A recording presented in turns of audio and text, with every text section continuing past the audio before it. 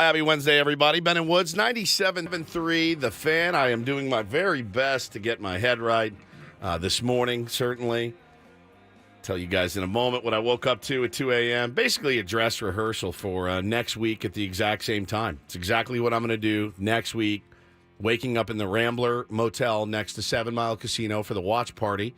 2 a.m., shower, and head on over for the Padres Dodgers. So kind of ran through it today, and here we are at 6 a.m. I feel like death. So adds 2 cups of coffee in, too. So next week should be really super fun. I'm Woodsy. That's Paul Reindl. He's the executive producer. Good morning, Paulie. Good morning. And Benjamin Higgins is your friendly neighborhood sports anchor. Good morning, Benjamin. That's right. 1 week from this morning. That's right. We will not be on the air likely at this moment Correct. unless it's the fastest game in history. Which it could be. We may be in the 9th inning. We may be in the 7th inning. We may be in Sammy's post-game show. But we will be waiting to go on the air from our watch party at 7 Mile Casino after the first Padres game of the season. Yeah, I woke up this morning at 2. It was not a planned dress rehearsal. It was just happened. I woke up, and as we all do, I reached for my phone to make sure, nothing happened overnight that I needed to see. And I woke up to a video of Aroldis Chapman rubbing his mother's cans. And it messed me up and ruined my day. And yet I've still watched it, 40 times because I couldn't believe what I've seen. It was like one of the first things on my timeline. It was Aroldis Chapman lying on the couch, his mother next to him, and him rubbing her cans. Her beautiful, gorgeous cans. It wasn't wasn't like a security video or like someone through a window. Like no. Someone was there. And yeah, they were acting very normal. Like this was a very normal thing. Somebody, it was like, hey, grab my phone and get this video of me rubbing my mother's hooters on the couch. Now, you said, what's that drop you just played, Paulie? Boobs. No, the one that you just played. Beautiful, gorgeous cans. So it's in our anatomy region, I believe, today, isn't it? I'm going to disagree. Maybe he was just with that participating in a little Hooter research. Potentially, but I would bet money that they're not, what is it, beautiful, gorgeous cans? Beautiful, gorgeous cans. My guess is that they're not something that you would want to see or touch, especially if you're related to her. Boobs. So I woke up to that this morning. It was posted on his Instagram. He didn't get hacked or something. Like, it was on there like, I'm proud of this. I'm rubbing my mother's tees on this couch. And it messed me up, and I just went, I can't go back. How am I supposed to go back to sleep now? I may never sleep again for fear of the nightmares. It's weird. It's you start life, and it's very appropriate, of course. But then it becomes inappropriate at some point. And I believe Aroldis Chapman has crossed the line. Past that point. Not sure exactly where, but yeah, probably has passed that point. I didn't see any of this until Woodsy just showed me before the program, so I'm still trying to come to grips with it. You've had a little more time. The video, yeah. Somebody is that why he ended up? Where did he go? Pittsburgh. Pittsburgh. Is that why he didn't get more of a contender interested in his services? I don't know. He's had some issues in the past as well, but this one really got me. It really, really got me. There's nothing that makes no sense. I don't understand. I mean, it's. He's like massaging. Kisses them. Do you expect like the commissioner to come down with some sort of? I don't know what or something for this. I just don't know. No, I don't. I just feel like he's just weirded out by it. He's gonna walk in the clubhouse today, and the guys are gonna be like, "Bro, don't touch me. Don't talk to me. I don't want to talk to you. I hate that you're on this Which team." may be how they was already. I have no idea. In Pittsburgh, I have no idea. I don't understand what I saw, and that's beautiful, gorgeous cans. It's stop with the drop. It's what I want to be associated. It's what I woke up to. I don't want to be associated with this story. Can you please just stop with the drops? Now that's funny because I told Paul to get every boob drop that we have, and he's played them ready to go. Hooter research. Yeah, that's what he was doing. Boobs. I just don't understand it. And it's actually one of those things that even if you explained it to me, I'm still not going to understand what the reasoning is. Hooters. And he's smiling. He's got this big old S-eating grin on his face, and he's like, it's so weird, man. It's so weird. I feel sorry for the The The mother. Yeah, I do too. The I feel- reporters also that cover the Pirates at spring training. Who Like are the Ben and Woods of We're Pittsburgh. going to have to now go and ask very, very awkward questions in today's scrum. Spring training Stevie over there for whatever the morning show is in Yeah. Pittsburgh. The Ben and Woods of Pittsburgh this morning are going, all right, so how do you guys want to cover this? Derek Shelton, can you comment on today's Instagram post? So I was so weirded out by it when I saw it this morning, and I just went, oh, no. Why? Why? We are in the weirdest, it's like a simulation. I'm convinced we're in a simulation, like the Truman Show, maybe. Like I saw Aaron Rodgers is running for vice president now, and I saw that Nick Saban doesn't like money, and he's made $150 million, but money is the root of all evil in college football. We're in a simulation. Do you ever wonder that? I mean, I know Yes. I don't, but occasionally. No, I do. Can you prove that you're not the only real person and everyone else is just around here as like side characters in your story? I'm not that interesting. So I always feel like they wouldn't pick me to be like Truman of the Truman Show. I'm not that interesting. But I just... Truman wasn't that interesting either. No, he was really quite boring. He was. He was. People loved him, though. You're more like Truman than I am. Like, you have more of the, like, personalities of Truman. But I feel like if anyone in this crew is in the Truman Show, it's got to be me. I feel like that could be it. Yeah. But I'm promising you, I'm not a paid actor. I mean, I'm paid for my services here, but I'm not acting. I'm genuinely weirded out. I genuinely can't believe the headlines that I see on a daily basis. I can't believe it. I go, well, I thought I'd seen the weirdest. I thought we'd hit a boiling point. No, we are boiling. It's over. It's spilling over the top now with Aroldis Chapman rubbing his mother's breasts this morning. Yeah, don't watch the video. I mean, people are saying, like, I don't want to watch this. Don't. I just told you exactly what She's clothed. She's clothed. Yeah. That would be, I mean, that would have, I couldn't have made it in. But They just look like they're on the couch watching TV or something. they are watching TV. Yeah. But who's filming? And why post it? And hey, Why do it? Paulie, grab the phone real quick. Watch this. And I'm going to rub my mom's boobs. With the grin, too. Why do it? Why allow it? The Why grin post is it? what. Oh, did he kiss him, too? Yes, I didn't told you that. There was Like he leaned down and. And we know for sure that that's his mother. Yeah. like a newborn babe. I thought you knew that. I did not know that. Now it made it even worse. Oh, I didn't get that far. Somebody just said it's at the end. I didn't get that far. Oh, yeah. I'd seen I enough. didn't get to the end either. I didn't need to get to. Did not need to get to the end. No. I don't. You're and gonna good. watch it live on the air. I'm not you watching are. it on the air. Do I'm it. not. I can't. I've seen it 40 times. I never got to the end. Apparently missed the end. Or I just DM'd it to I'm you on with the Instagram. chat. Why are we still talking about this? I'm not a fan of today's foreplay. What else are we going to talk about? That's literally foreplay. But it's with his mother. But it's literally foreplay. Yeah, it's called foreplay for a reason. That's actually It's really not. that's one of my favorite parts of foreplay is doing exactly that. Not to my mom. Not to my mom. Do not put it in the chat. I swear to God. I cannot watch him. I'm not putting it in the chat. Okay. All right. I don't want to watch it. All right. So I don't know really how to move on from that. I did feel a little bit yesterday. You know, I told you a couple weeks ago, like, I'm online too much. Like, yesterday was one of those days where I went, all right, I'm inundated with the Aaron Rodgers thing, with the Nick Saban thing, Nick Saban's wife thing, all of it. I just went, I'm too online. I need to touch grass. I need to do something that's not online because I've seen enough for the day. My BS meter is pinged all the way to the end. It's just buried. It's buried. The RPMs are way up. And then I woke up to that this morning. And now here's the worst part. I got to see how this ends. I got to see, like you said, somebody ask Derek Shelton about it. Or maybe the owner, Bob Nutting.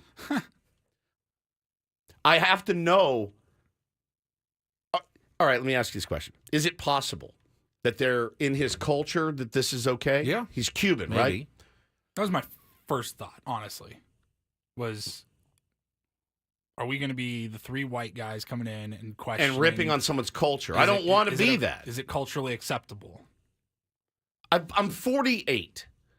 But it was I feel like I would have known about that part of Cuban culture. like, remember a couple years ago, Tom Brady kissed his child on the lips, and it was the people weirdest lost thing their ever. I minds. kiss both of my children still to People this day. lost their minds. I always defended him for that. I always defended him. But he's like really going to town on his mother's.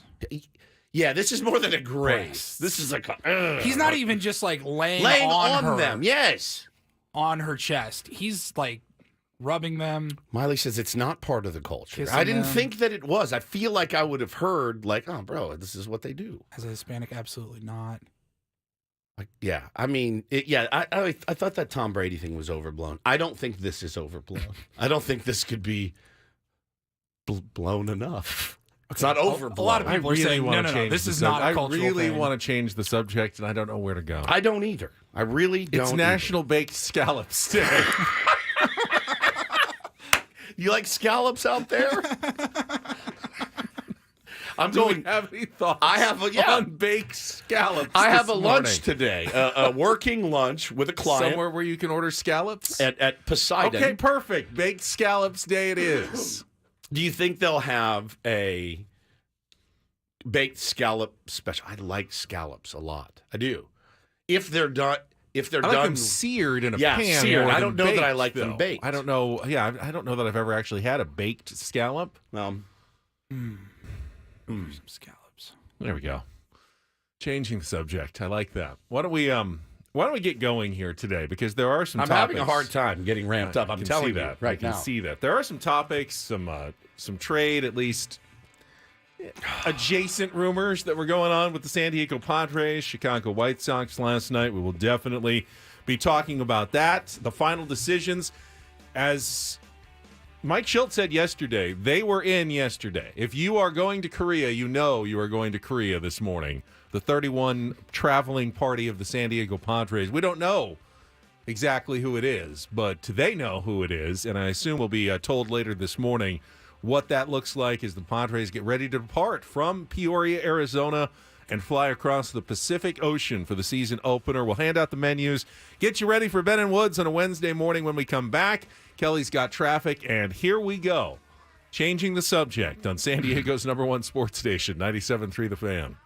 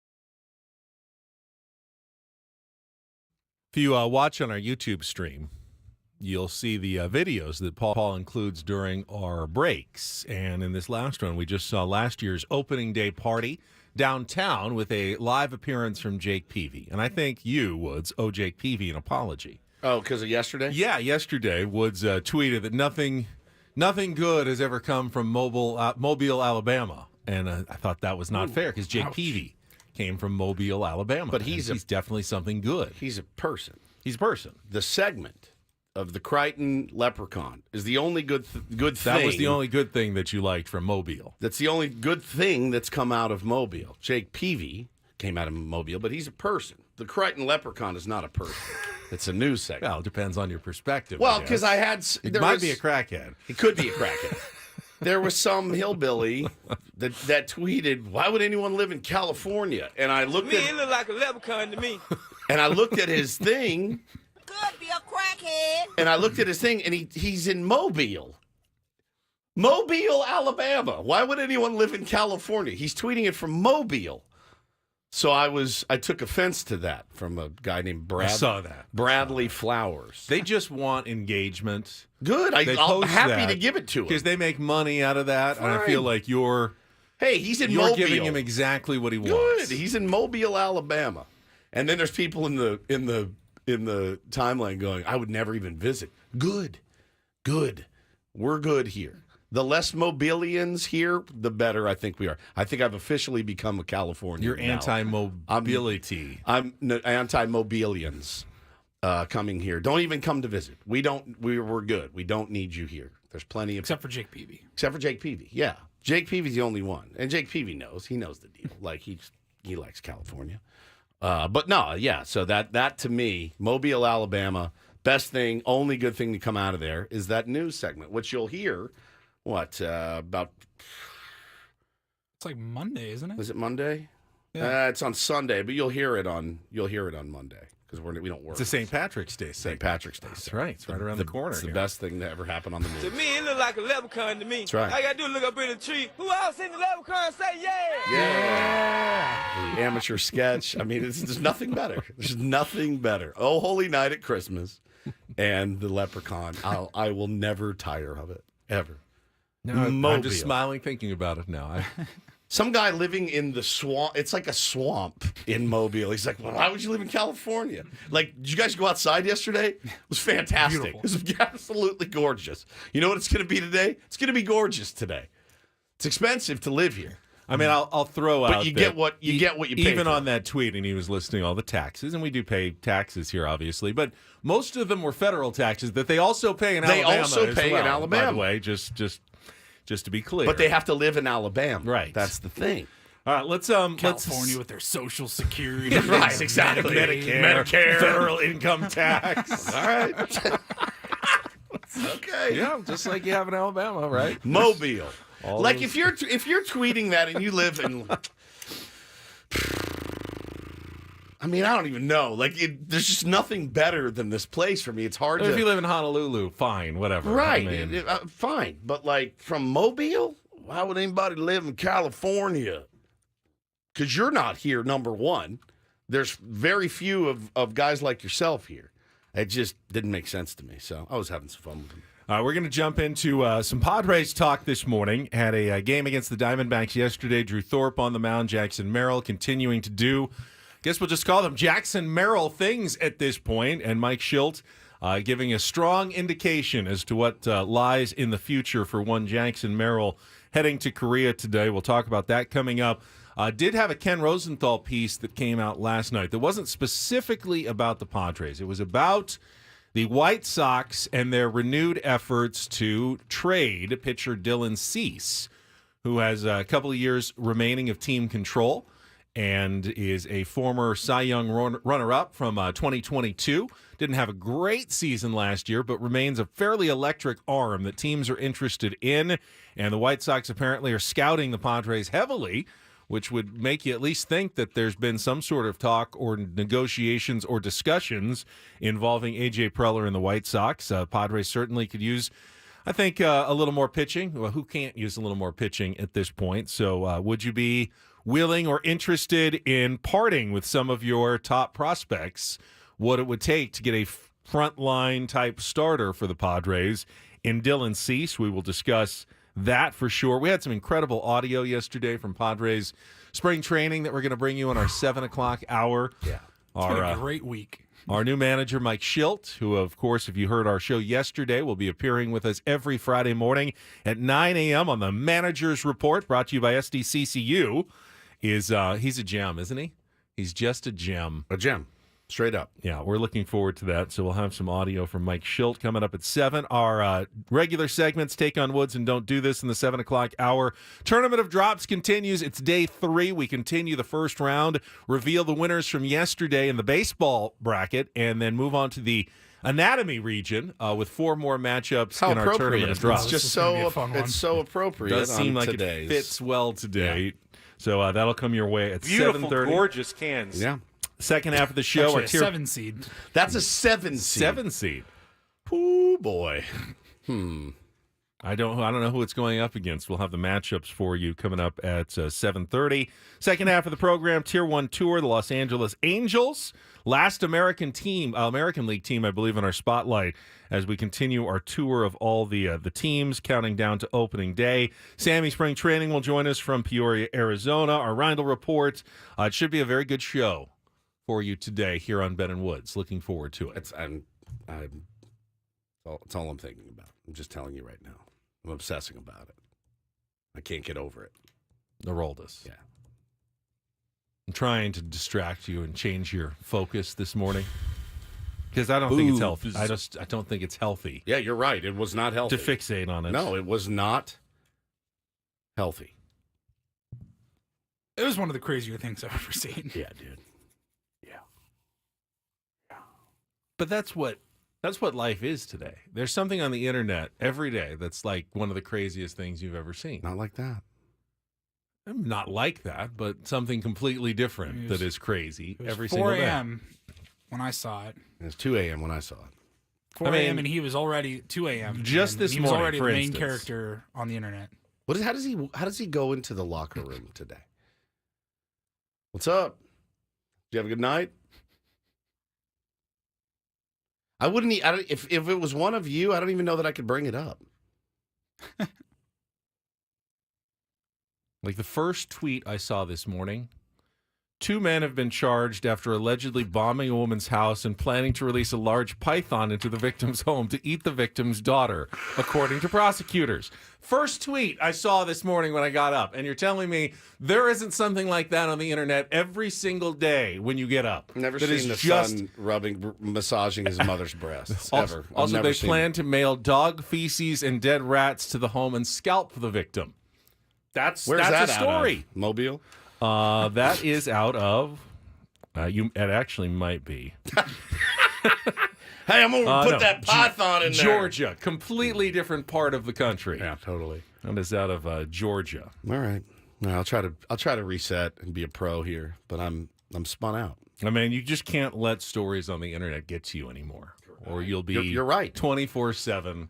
The world is coming to an end. I don't know that the world has changed that much. I'm such a doom scroller, man. I mean, and this isn't my theory, but a lot of these things always existed, but we didn't ever know about it. Correct. Because we didn't have the kind of quick access to post things on the internet that would go viral worldwide, and all the crazy, weird stuff that has always happened in human history.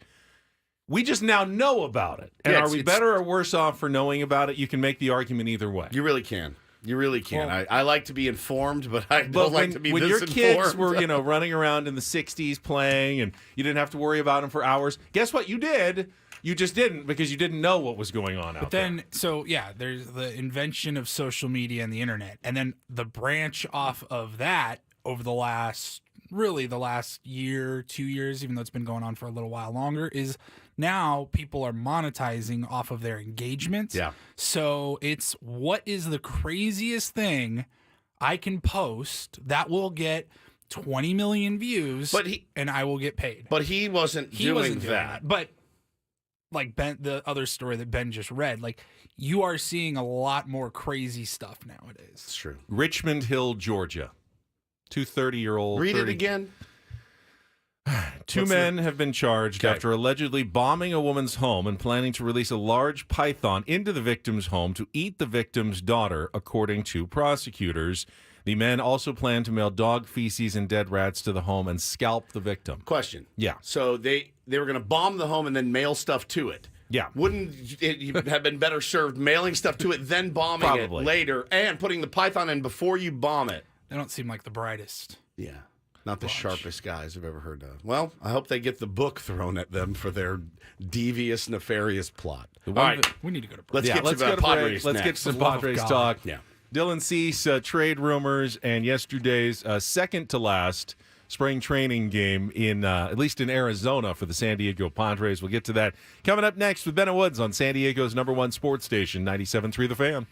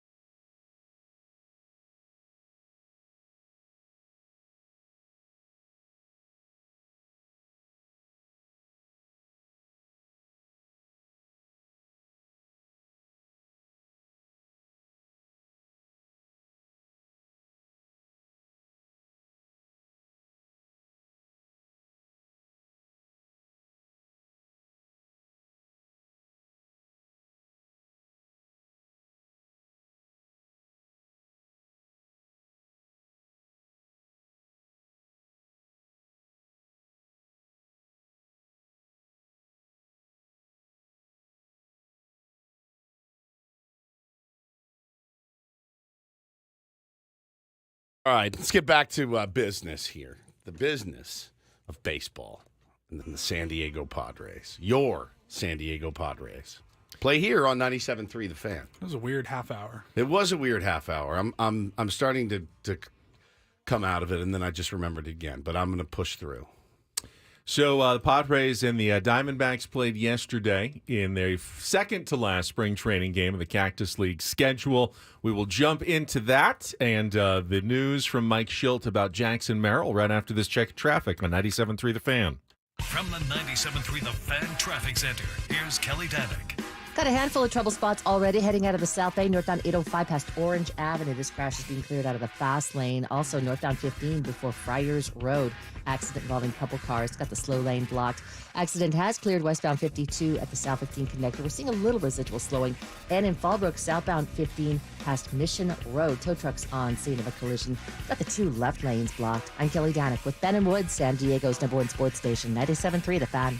So one of the reasons why you always say take spring results with a grain of salt is, for the most part, you don't know exactly who those results are coming against. Did you amass a lot of hits against non-roster invite pitchers and, 19-year-old arms in the eighth inning, or were you facing the other team's best pitchers in the early innings of games? And while that remains true, and certainly one at-bat does not signal an entire season of success, one of the reasons everyone's so excited about Jackson Merrill is he's been playing against, the first pitchers in games, and yesterday had maybe his best swing of the spring against a true ace, Zach Gallen, top of the rotation pitcher for the Arizona Diamondbacks, an opposite field 2-run home run that just kind of showed off everything that we've seen so far from Jackson Merrill. The swing, the barrels, the bat-to-ball skills that he possesses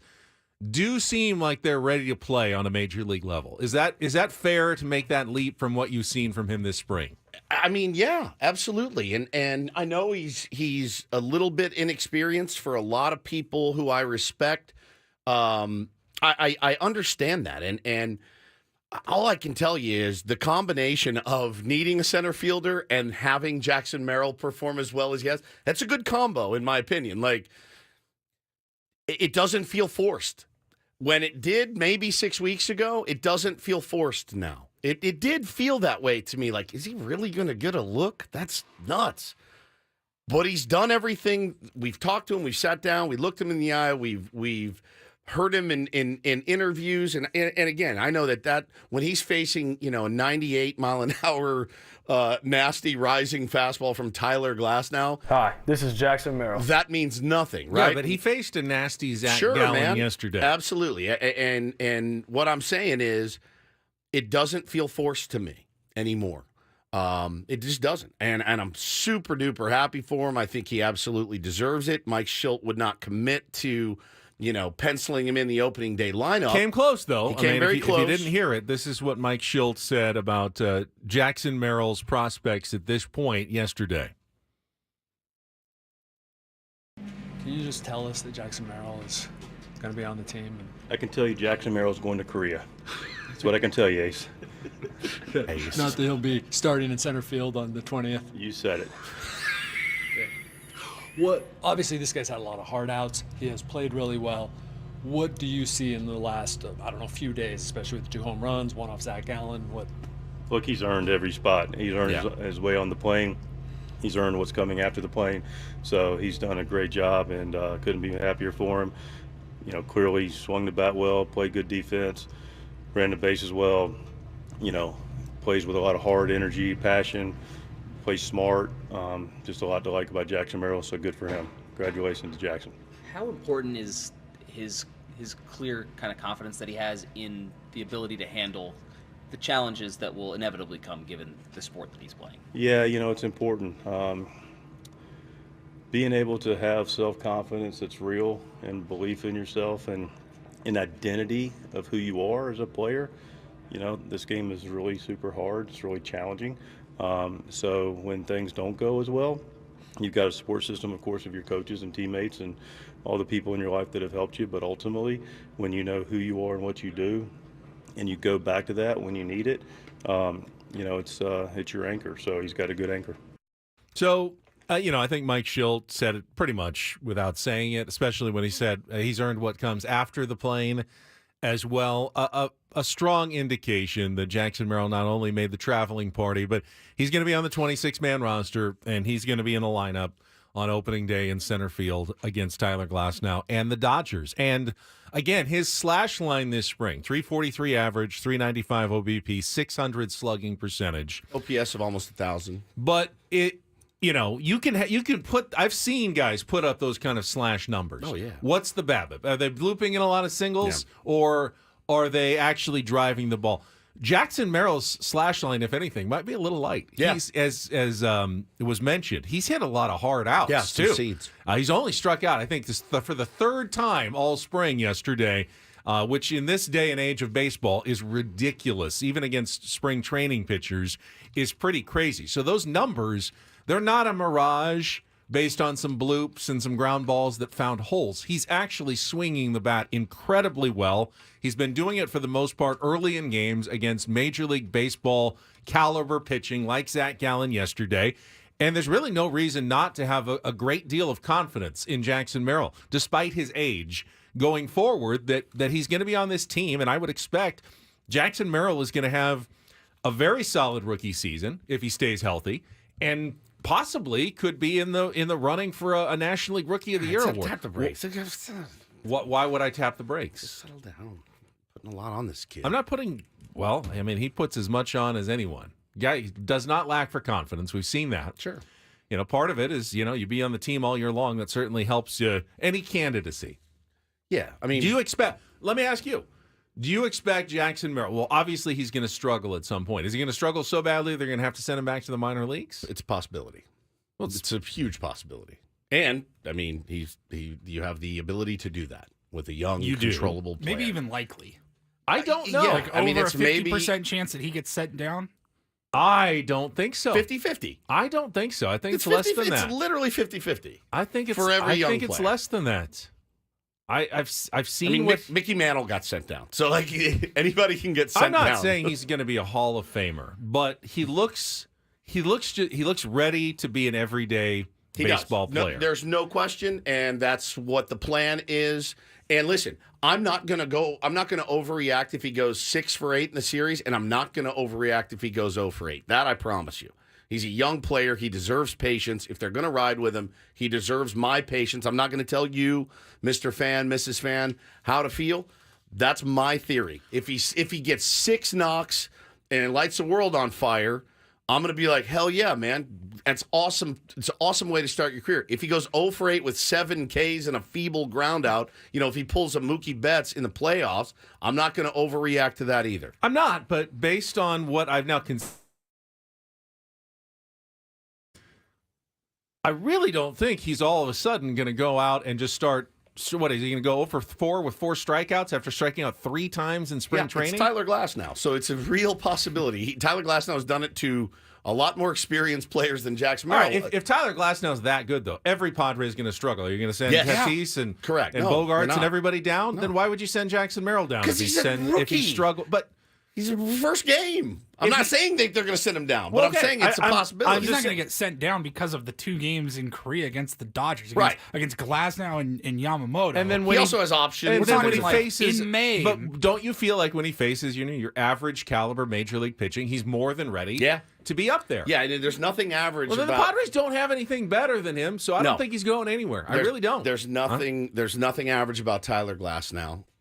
Nothing. So I mean, he's filthy, man. So if he goes and struggles, I'm not going to be surprised, and I'm certainly not going to be down on the kid. I'm elated for him. He's one of the best kids. We've interviewed a lot of the kids out there in the last few years. He's one of the best, if not the best, interview person that we've met. Period. He's great, and it's not just because he put our T-shirt on. That was a badass move, but it's because of his makeup. It's the way that he plays. It's the words that everybody speaks about him. It's great. But I'm not going to be surprised if he struggles. And listen, he would not be the first guy to get called up and then be sent down to figure some things out. So you're absolutely right. My prediction, and this is just me, my opinion, and I could be wrong. I think he's here to stay.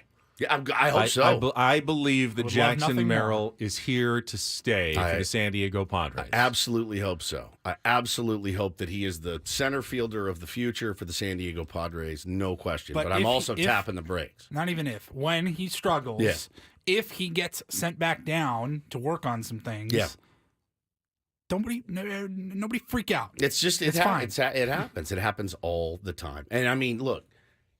Think about just the last few years of can't miss guys that have missed. And I don't just mean with the San Diego Padres. Joe Adell, Mickey Moniak's having, a bit of a resurgence. I mean, you're talking about 1-1 guys sometimes that struggle and have never been able to find their footing because hitting in the big leagues is so hard. Hitting in adult league is hard. Hitting in coach pitch is hard. It's hard to do. So I love it. I'm elated for him. I think, and I asked you this off the air, I said, did the announcement of he's going to be on the plane and I thought it was a bit of a weird announcement, but then the more I thought about it, I think when you get to Korea, that's when maybe you do some sort of video because I want the content. Like I want to see him getting the news. Hey man, you're in the lineup. It's a circumstance of the Padres' weird it's season. A weird. Once again, it's a weird.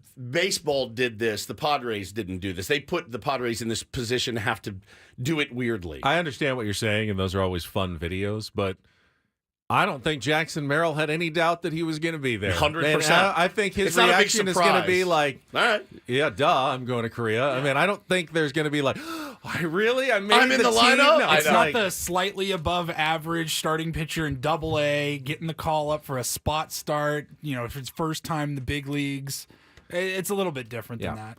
Then when the manager comes to Jackson Merrill and says, "Kid, you've made the team," his answer, "Yeah, no shilt." Whoa, you scared me to death. God. He really did. He scared me for a second. He's the manager, so, Man. No, I'm a huge fan. And I think he's going to do well. Again, I don't know that he's going to be an MVP. I don't know that he has... I'm going to tell you right now, he's not going to be an MVP. Not this year, but I mean, any time in his career. I don't know what the ceiling is, if it's, I don't think he's a Tatis necessarily. He's not that electric. He's not that incredibly very few are gifted. Exactly. I don't see that necessarily for him, but I think the floor is pretty high here on Jackson Merrill. No doubt. And I think he has the mental makeup to deal with some. He was asked about it yesterday. He said, "Yeah, I did struggle some last year, and it was a good learning experience for me." He embraces everything that he's getting, and he just doesn't mind it. He's a baseball player. He loves baseball. He's going to be there. Yeah. And that's why I don't think he's going back down. I think he's here to stay. Now, I don't think he's going to be immune from some struggles, but I don't think they're ever going to be like, he is so lost, we need to send him back down to the minor leagues. How about this? Simply put, more or less production in center field in 2024 than we saw in 2023? More. Yeah, I think more. I think so. Yeah, I agree. More is the answer there. He's not as good of a defensive center fielder as Trent Grisham. Honestly, few are, but he's going to be more than serviceable there, and he's going to be better with the bat. He's not going to be dropping pop flies that he just camped under. Right. You know what I mean? I don't think it's going to be noticeable drop off defensively, and it's going to be. I think it's going to be fine, but can't do much worse offensively. I am just. I'm very happy for him. He's 20 years old. He's going to have some things to figure out. It's going to speed up for him greatly when he gets to Korea. It's going to speed up more when he runs out, hopefully, to center field on opening day here against the Giants. But I'm cautiously optimistic about him, as I am about a lot of the guys. Drew Thorpe, another one, just so high on my list of favorite young players, had another nice outing yesterday. 4 innings pitched, 1 hit, no runs, 2 walks he was pissed about. But I really like his stuff, man. His ability to locate, his changeup is so dirty and filthy. And somebody made the comp in my mentions, like, aren't you worried he's going to turn into Chris Paddock? And you know what I said? I go, From what I've seen, he's already mentally tougher than Chris Paddock. From what I've seen in the 6 weeks that I've known about Drew Thorpe, he's already feels more like a big leaguer than Chris Paddock ever did. I know he's made a tough decision for the Padres. I don't think he's making the team. I wouldn't be surprised if he goes to Korea, though, and pitches in a couple of one of those exhibition games against the Korean teams. but ultimately isn't one of the last guys on the roster. Starts in the minor leagues, but could be one of the earlier call-ups if the Padres need another arm this season. He's made it tough, though, with his performance this spring on making that decision of whether he joins the rotation. Had some good bullpen work yesterday. Stephen Kolek has made it a tough decision as well. The Rule 5 guy that they picked up from the Mariners in the offseason. They're going to have to keep him on the roster if they want him in the bullpen, but he's looked good this spring. They didn't reassign him to minor league No, camp? he's still Okay, there. He's okay. still. Did he They throw- can't. Oh, he did. They can't. If they can't reassign him because they'd have to give him back to the Mariners. That's right. That's right. Wusat Go kind of continued his up and down spring. He had a scoreless inning. Steven Wilson had a scoreless inning yesterday as well, and had the first appearance of Leo DeVries. Yeah. Who struck out looking in his first spring game, but 17 years old and Made a play. there with the big leagues. And, everyone's saying he looks like Ethan Salas kind of did the year before, well beyond his age and years for what the Padres have in their new international prospect. Obviously, won't see him in the big leagues for a while, but did see him yesterday in a Cactus League game. Get ready to learn left field, buddy. Not a bad call, actually. All right, we will come back. We have more Mike Schilt audio for you from yesterday. Just delightful. Oh, my goodness. Delightful Mike Schilt audio, and then we'll play some Take on Woods coming up next year on 97.3 The Fan.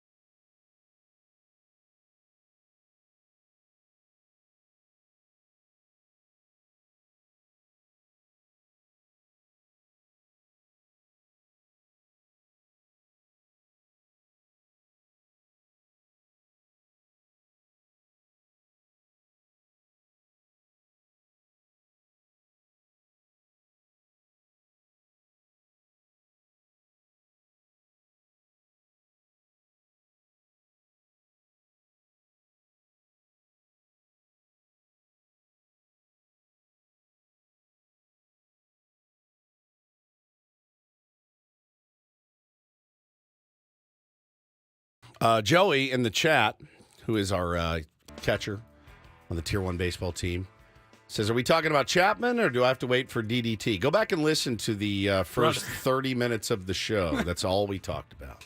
And it's all I can think about. Your headphones are off. And are you good? I'm good. Are you texting somebody about Aroldis Chapman? Welcome back. No, I was not texting anyone about Aroldis. You watching Chapman. You're watching the video on your phone again? No, I'm not While watching we're the on video the my air? phone again. Good I'm not. Lord. You know the video that I would watch over and over again, though? I've got a few, yeah. Which It one? is, Mike Schilt. Mike Schultz. 100%. Yesterday, in his, was it the morning scrum yesterday? Yes. Just absolute. It was like right as we got off the air. This absolute. That man gem. is, he's still a surprise just because we don't know him that well yet. We've started to get to know him a little bit better, but I think there's some depths here that we haven't quite completely mined with the skipper of the Padres, Mike Schilt. Now, he didn't laugh like this when we had dinner with him at P.F. Chang's. Obviously, the travel party is bigger than what the active roster would be for the games against the Dodgers. You have conversations here the next 24 hours. What kind of Great clarity question do you expect from Sam guys Levy. to be given as far as like travel party versus maybe being active for those games? Well, we'll have travel party figured out today, and then we'll travel, and then we'll party.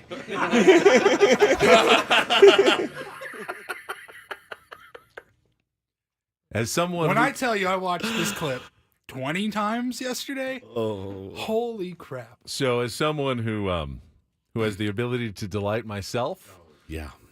I respect that Mike Schilt can also delight himself. It's so good. I'd never have heard that from him in spring. I haven't heard it at all. I don't know that I've heard it from any human. It's so fantastic.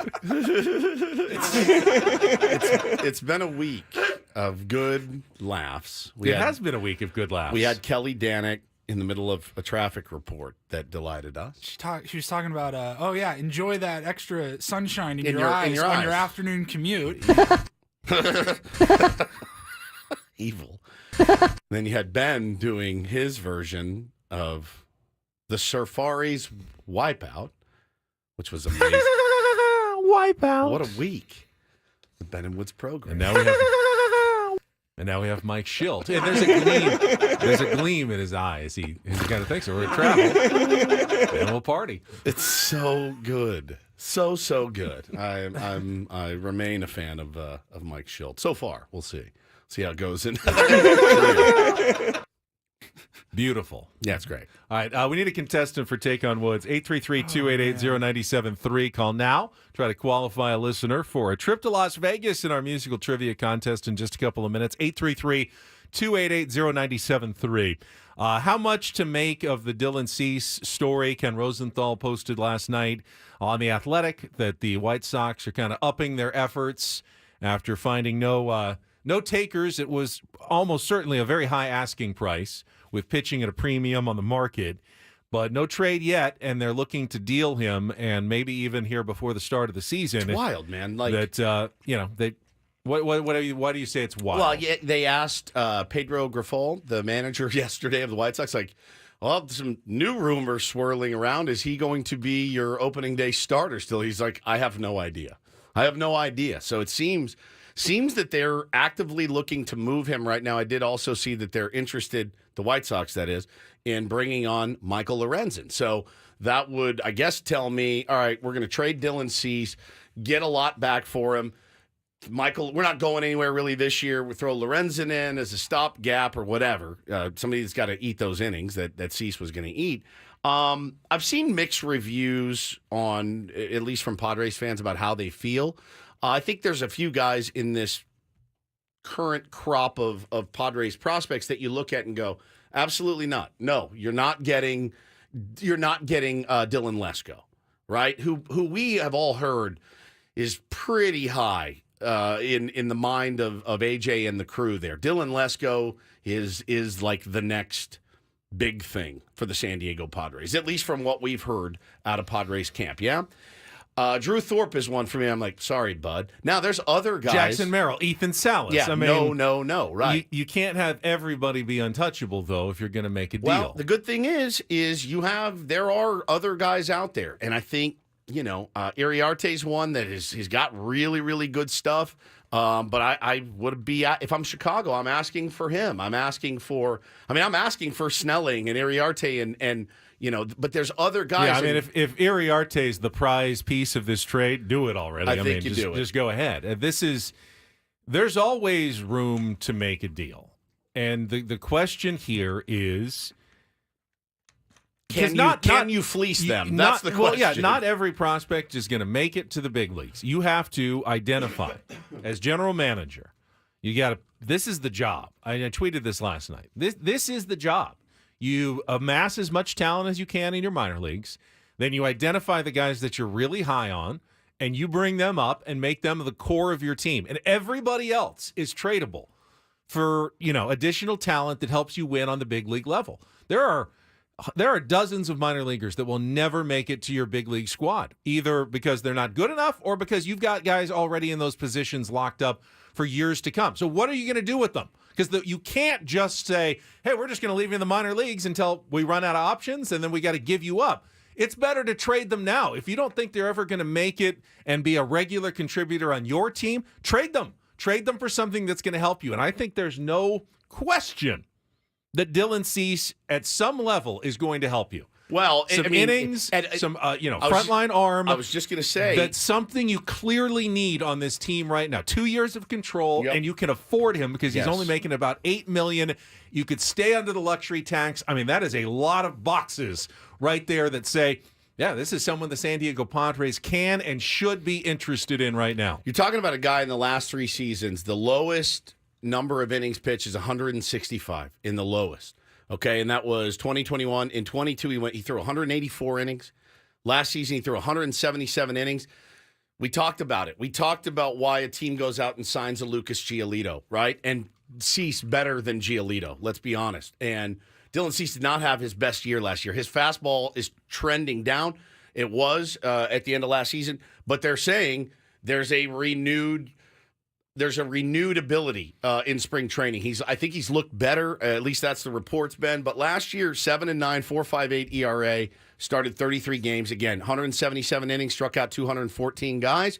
That sounds like a guy that could help any rotation out there. And if it costs you 3 or 4 prospects and maybe even one of them that's going to sting a little bit, you got to do it, in my opinion. You have to. I think it's not going to vault you to the top of the NL West standings, but man, you feel like you're a lot more competitive. No, but it could be the difference between 84 wins and 87 wins, yeah, which might be a playoff spot versus not a playoff spot. I don't know. That's a evaluation that AJ Preller needs to make. And remember, AJ Preller doesn't control it all as well. The White Sox may not. Maybe the only guy they like is Dylan Lesko. And if you don't trade him, it's not happening. And A.J. Preller is just going, that's the one guy I can't trade. So he can't control what the White Sox want and ask for. Yeah. But I think there's certainly no reason you wouldn't be aggressively taking part in negotiations right now and seeing if you can come to an agreement. And certainly being willing to part with a couple of your higher level prospects here that may not be the guys that you're all in on, but certainly are guys that other organizations may see as very desirable commodities. Well, and listen, the Yankees are going to be, apparently have already made an offer. The Texas Rangers are interested in Dylan Cease as well, now that he's, I guess that they're motivated to move him. So you're in competition with those guys and their prospects as well. Yeah, I don't disagree with anything that was said just now about Dylan Cease. He checks off a lot of boxes for the Padres. He would be a great fit. I would love to see them go out and acquire him. But the article in question that kind of started all of this yesterday from Ken Rosenthal, I thought the slight mention of the Padres was more of a nothing burger for me. Well, it could have been. The whole article was about he's a Ranger or a Yankee. And they said, and by the way, the White Sox scouts have been seen at the Padres camp. I bet a lot of teams are scouting the Padres prospects. Well, knowing as many deals as A.J. Preller likes to pull and how many prospects he's been willing to move in his tenure. The article was not talks intensify between Padres and White Sox. But it's also, I mean, look, it's also, out of those three teams, I wonder who's. I think the Yankees' need is the greatest, with Garrett Cole potentially being hurt. Their need is the greatest.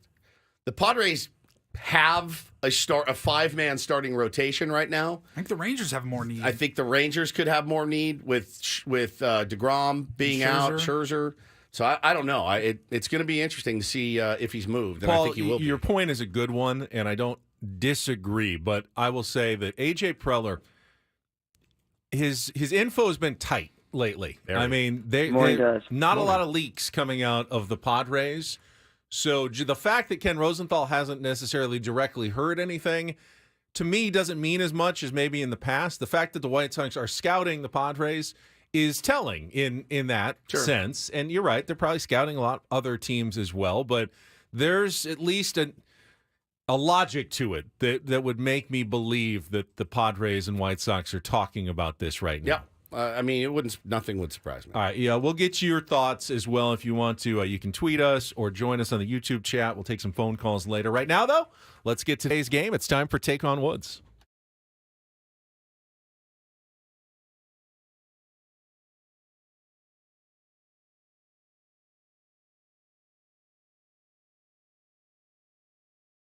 Take on Woods is brought to you by Valvoline Instant Oil Change. It only takes 15 minutes. You don't have to get out of your car. For directions and discounts, go to SoCalOilChange.com. That's SoCalOilChange.com. Let's welcome Greg in for today's game of Take on Woods. Hello, Greg. Hello, guys. How you doing? Good. How would you like to go to Las Vegas? I like Vegas just fine. Outstanding. If you can beat or tie Woods, we'll put you into our grand prize drawing for the 2-night stay at the Fontainebleau. The brand new Fontainebleau $150 dinner credit. You can go book now your own room at FontainebleauLasVegas.com. Here are today's categories. Got mind games. The word mind, key there. Forever and Ever. Those are 5 song titles that include either the word ever or forever. And our mystery category is back. The 2-second song will reveal all if you choose the mystery category. So, Greg, mind games, Forever and Ever, or the mystery category? Oh, boy. Let's go with the mystery category. Usually it's avoided for weeks and weeks, but like today it is back, the mystery category. All you need to do is identify the 2-second song, and you'll unlock the key to answering the other 4 questions. 60 seconds on the clock. Your time begins when Paul plays the music. The category, the mystery category. Good luck, Greg. Let's take on Woods. Thank you.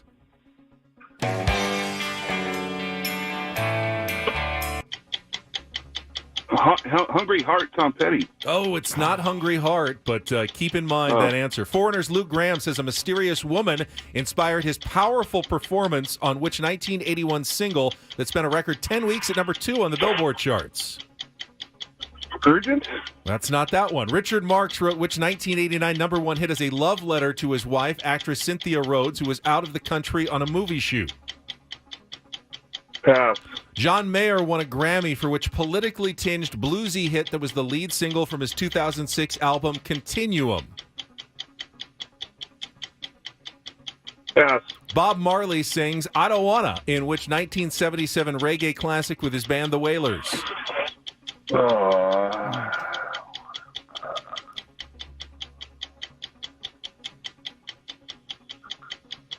Oh, this is not going well, boys. So hard when you don't get the mystery category 2-second song. Yeah, that was a tough one. Oh, man. Let's just hold off, and we'll let Woods come in and see how he does, and we'll give everyone a second chance to go through and see if they can figure out what is the element that ties all of the answers together today on the mystery category. You keep thinking about it at home. We'll bring Woods in. Put 60 seconds back on the clock. Woods, your time begins when Paul plays the music. Good luck. Let's take on Greg. The Waiting, Tom Petty. Correct. Foreigner's Luke Graham says a mysterious woman inspired his powerful performance in which 1981 single that spent a record 10 weeks at number 2 on the Billboard charts? Pass. Richard Marx wrote which 1981 number 1 hit as a love letter to his wife, actress Cynthia Rhodes, who was out of the country on a movie shoot? Right Here Waiting? Correct. John Mayer won a Grammy for which politically tinged bluesy hit that was the lead single from his 2006 album Continuum? Pass. Bob Marley sings I Don't Wanna in which 1977 reggae classic with his band The Wailers? Waiting in Vain? Correct. Foreigner's Lou Gramm says a mysterious woman inspired his powerful performance on which 1981 single that spent a record 10 weeks at number 2 on the Billboard charts? It's a category. Waiting. Oh, Waiting for a Girl Like You. Correct. John Mayer won a Grammy for which politically tinged bluesy hit that was Waiting the for lead. the World to Change. Wow! 5 for 5 God, on an that's tough. incredibly difficult mystery category. Yes, the waiting was the key on the Tom Petty song, which unfortunately Greg didn't get, which made the rest of them pretty much impossible from there on out. But as Woods just demonstrated, it was doable. It's a masterclass, by the And way. that was one of the great performances I have seen from you in Take on Woods. Thank you. A I was 5-0 win 5-0 on a very Wow. tough category, a mystery category, no less. Very focused. On not the biggest songs in the world on any of them either, but waiting, of course, was the common thread in all the answers. What was the? All right, give me him again. The Waiting by Tom Waiting. Petty, Waiting for a Girl Like You, Right Here Waiting, Waiting on the World to Change, and Waiting in Vain. I really like that Richard Marx song a lot. It's a good one. Yeah, he wrote it. So I was reading about it. His wife was in South Africa on a long movie shoot, and he was missing her. So he's just right here waiting for you. Wherever you something. It's really sweet. Saw that Eric Carmen passed away. Oh, I meant to bring that up yesterday. We might need to do a shout out to Yeah, his we can do a family shout. at He some deserves- point he's as deserving well. of that. It's kind of in that same Richard Marxy vein in my for sure, mind. for sure. Hungry eyes. Hungry eyes, yes, not hungry heart. Not hungry heart. Yeah. All right, let's take a little time out. We'll come back. Don't Do This is coming up next. Do you have anything to bring to the table on Don't Do This? Yeah, Nick Saban. Okay. We can go there. Absolutely. That could take the whole segment. Is he out of his mind? I've got an Antonio Brown, Don't Do This Hall of You're Famer joking. story. He's back? Oh, yeah. He's Oh, back. no, I had no idea. He's back. Never like to miss an Antonio Brown possibility. Coming up next after a check of traffic, Ben Woods on 97.3 The Fan.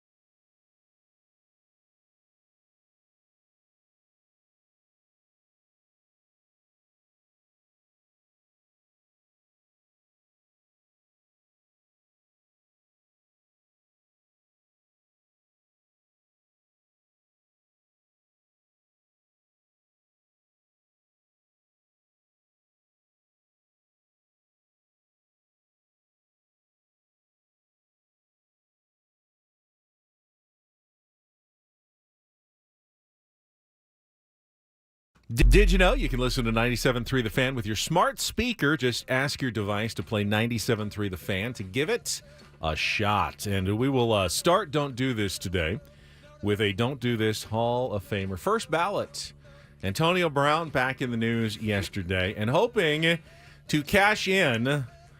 He's selling T-shirts now. Okay, and we do that. We do. Yeah. The theme of the T-shirts is CTE. So I guess some people, and they can be cruel on social media, have blamed Antonio's erratic behavior in the last couple of years, saying this dude must be suffering from CTE, chronic traumatic encephalopathy. Nailed it.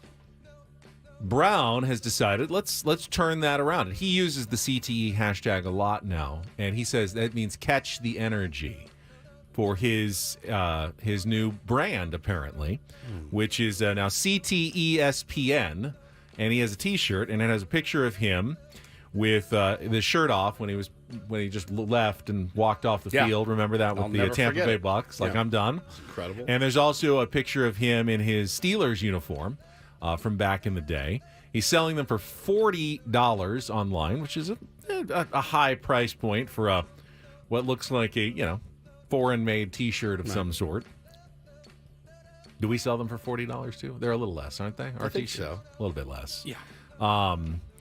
Here's a couple of things on it, though. First of all, you could say it's not in great taste. CTE is certainly something that many pro football players have suffered to devastating consequences. No doubt. So don't know if that's in the best class or sentiment in putting on a T-shirt. The other is, I guarantee you he did not get like the licensing to put his NFL images on this shirt. So if the NFL wanted to go to him and go, you can't sell these. It's picture of there's him. a Steelers uniform on there. I mean, Yeah, it's like there's slippery NFL slope. It's a slippery, but there is NFL licensing and stuff on True. there, and I can promise you he didn't go through the proper channels to get that all done. Who knows? Maybe a T-shirt empire is in the cards for Antonio Brown, but yeah, that's what Antonio Brown. So has he's been doing not lately. he has changed CTE to mean what? Catch the energy. I mean, everything he does. I hope whoever he got the shirts from, I hope they got their money in advance. That's always the Good thing, because point. he never pays. That's like his. I mean, besides some of the deadbeat dad stuff and all that, but like that dude will commission somebody to do something and be like, I'm not paying. Like, I need you to build this for me. He's like, I'm not paying you. Borrow It your happens- $1 million in jewelry It and not happens give it all back. the time. Like, that's his Yeah. number one thing. The guy hates paying the bills that he gets. All right, so Nick Saban. Now, you might think I'm going to come on here this morning and rip Nick Saban. I think so. If you missed this yesterday, there was a little round table that they basically did, and talking about the state of college football and where it's headed. And listen, he's not wrong. And people that lament where college football is heading right now, they're not wrong. It is an issue, and there is a playing field that is weird, and there's this transfer portal, and guys can go to 4 schools in 4 years, and they can follow the money around. That's fine. We normal people in America, we could do the exact same thing if we wanted to, right? We were so accustomed to kid signs a scholarship to play. He gets his room, his board. He plays football. He plays hard. He plays for the love of the game. Tries to win a championship. Gets his education. Goes out. Gets a job. Joins the workforce. It's changed, and the momentum has gathered. So Nick Saban sits down. It's not even. This wasn't like a round table, like a podcast. No. This is He's on Capitol Hill. Capitol Hill. And this is what I have a problem with is what he said and how he said it. So go ahead, Paulie.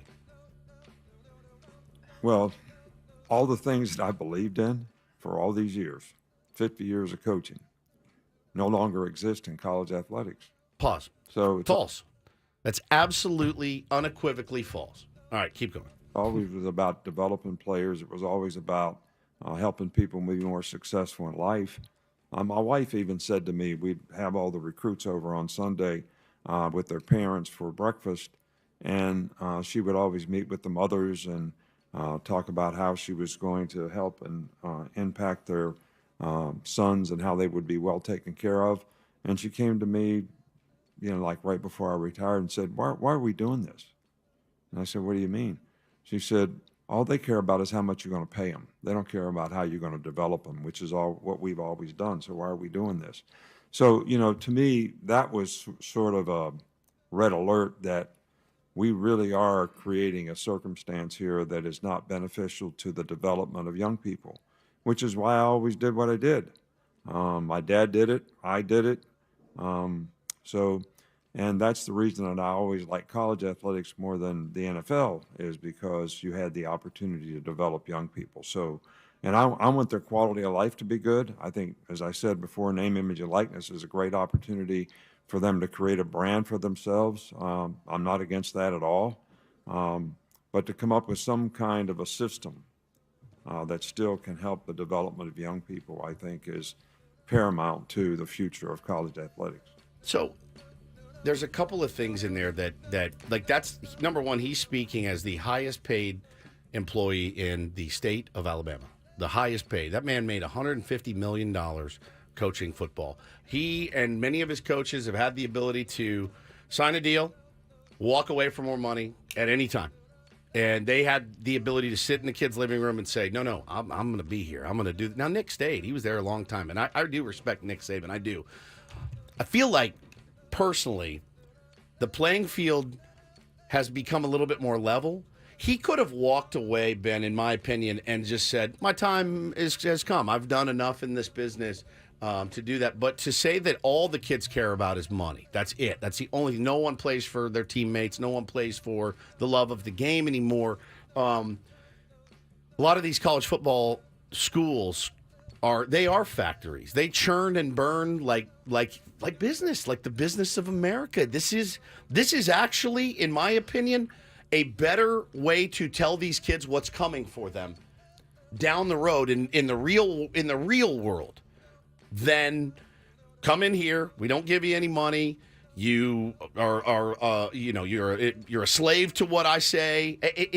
This way that they're doing it now is actually more like the real world. Well, I guess what I would object to that Nick Saban said is there's no reason you can't do both. Hey, we're going to get you $250,000 in NIL money, and we're going to develop you as a human, right, and teach you some skills, and we're going to be invested in you and your education as well, and also get you a lot of money at the same time. That really should be the way it does work. Now, he's right in that the vast majority of football players are not going on to professional football, right, even in college football, and they should be using that time to also be developing skills for after college, business contacts, whatever they're going to do.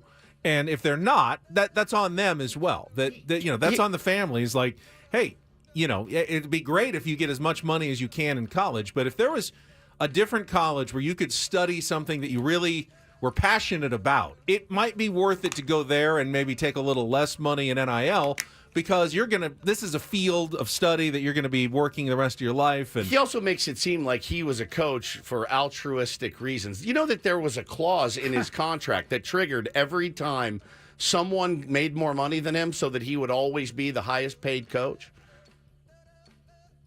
Yeah, that was we in should his each get that in our contract. So 100%. every time we just go back and forth. I get a raise, you get a raise, you get a raise. Again, that doesn't work. If two people have that in their contract in college you're football, screwed. Yeah, it's just all of a sudden they just keep going up infinitely. Like I do like Nick Saban. I really do. I'm not saying he's old man yelling at clouds. I'm not. I'm really not. I like where his head is at, but let's not act also like the elephant in the room that it's never really been an even playing field as far as what schools get what recruits and how. All right, quickly, we're a little behind. Do this. DD mega Congratulations to the San Diego State women's basketball team. No doubt. They have defied the odds as a 7 seed and advanced to the championship game of the Mountain West tournament tonight. They beat Boise State 72-69 last night in the semifinals and are 1 win away from a trip to the NCAA tournament. The championship game 7:30 tonight at the Thomas and Mack Center after the men's games this afternoon. Adriana Quezada with 26 points last night, including some clutch free throws. I was watching down the stretch, put on some highlights. Now, this is going to be a tough one. UNLV is the number 1 seed. They're the home team. And when the two teams played a couple of weeks ago on the same court, the Rebels won by 59. Oof. 59. So keep that in mind. Now, when they played at Viejas, it was a 7-point game. So it's not as though they can't compete with UNLV. What a disparity. But they didn't the last time. It was an absolute... What the hell happened? It was a blowout. But hey, this was not expected, and they are now one win away from a potential surprise trip to the NCAA tournament. Also, congratulations to Lamont Butler, who was named the Defensive Player of the Year in the Mountain West by coaches. Jaden Ledee was not the Player of the Year, though. First team all-conference, but Great Osabor of Utah State was voted the Player of the Year by the coaches yesterday in the Mountain West. Aztecs also take on UNLV on the men's side tomorrow at 2:30 in their first game in the Mountain West tournament. All right. And that's Don't and Do This for a Wednesday. That was Don't Do This with Ben and Woods on 97.3 The Fan. Definitely want to get back to the Dylan Cease trade talks coming up here in a bit. But first, when we return, the Tournament of Drops continues. We got 4 more matchups, winners to reveal, and new matchups for the day as we continue our first round of our favorite sound clips of the past year. 32, whittling it down to one champion in the end. It's coming up next with Ben and Woods on San Diego's #1 sports station, 97.3 The Fan.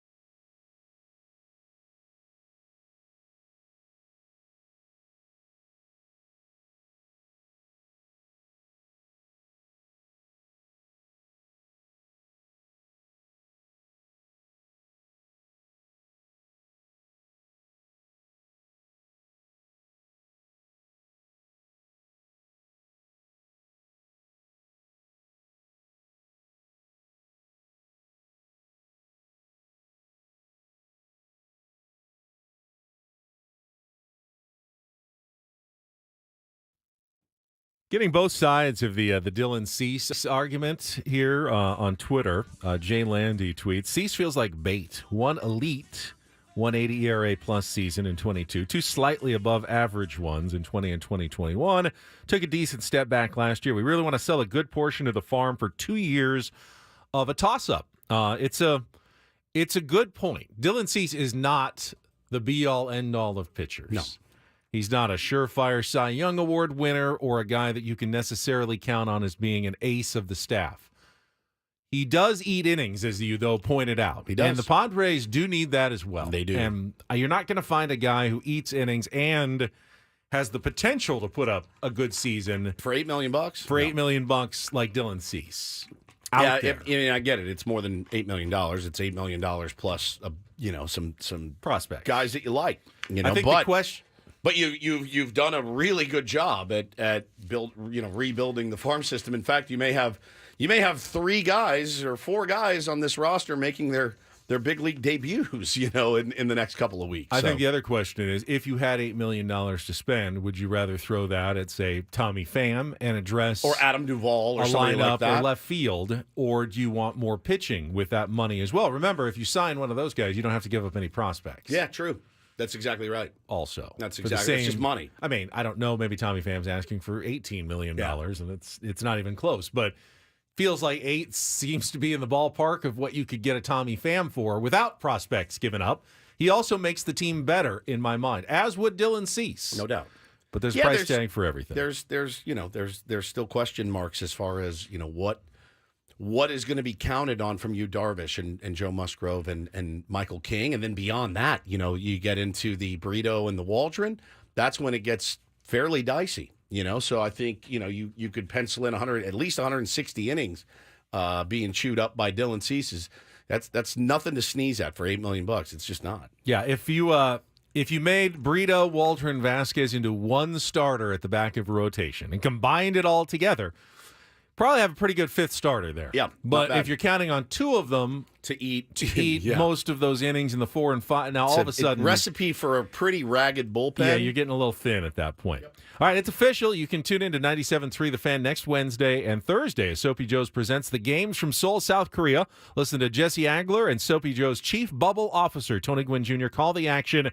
Soapy Joe's is also the official sponsor of our Padres in Seoul, South Korea watch party Wednesday morning, March 20th at 3 a.m. at 7 Mile Casino. It's all brought to you by Soapy Joe's Car Wash. Good, clean, fun.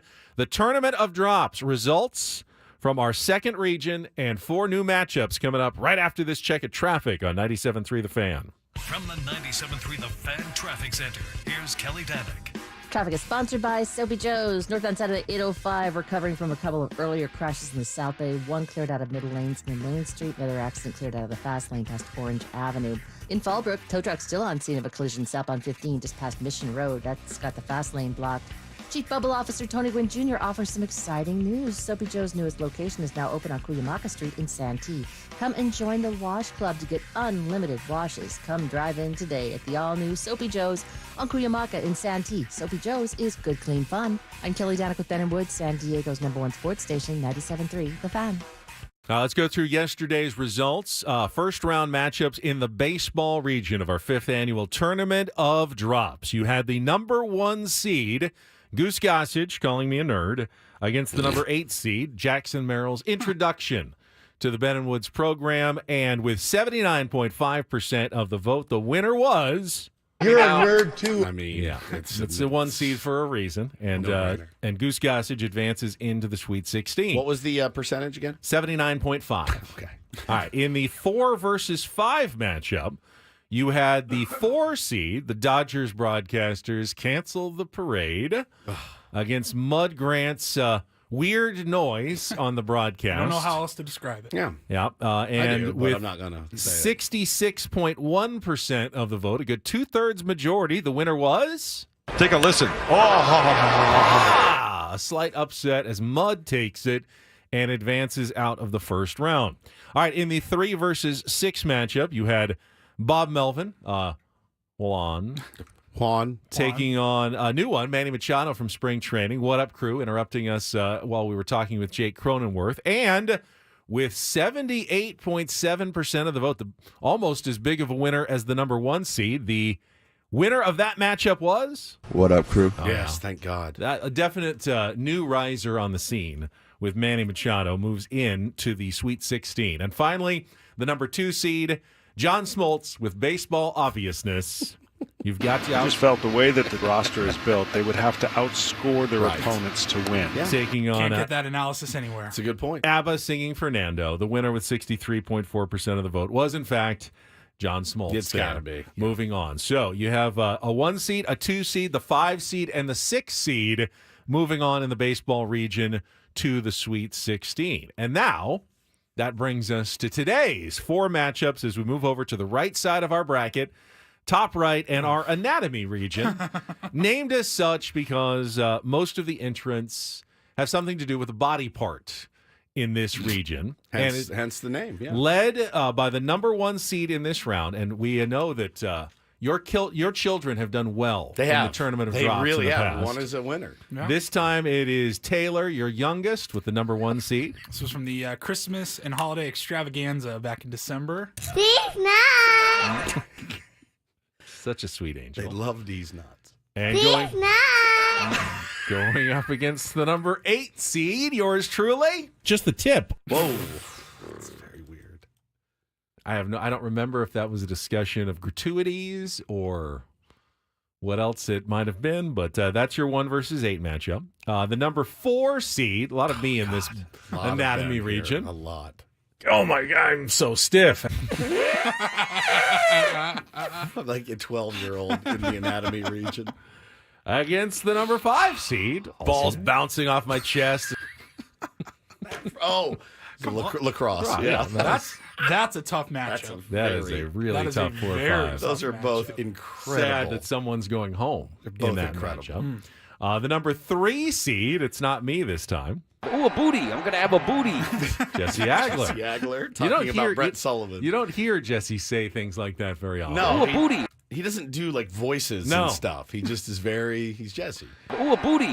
Against the number 6 seed, which I really still don't understand M.R. completely. baby. Big bomber class before busting on me head.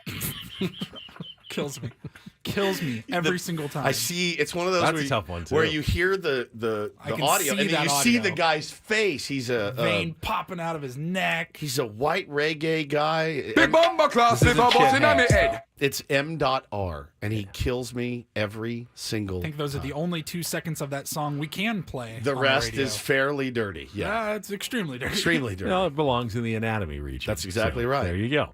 And then finally, at the bottom of the region, the number 2 seed, a little hotel talk. Pfister? Yeah, absolutely. Milwaukee's famous haunted Pfister Hotel. Gets me every Going time. up against the 7 seed.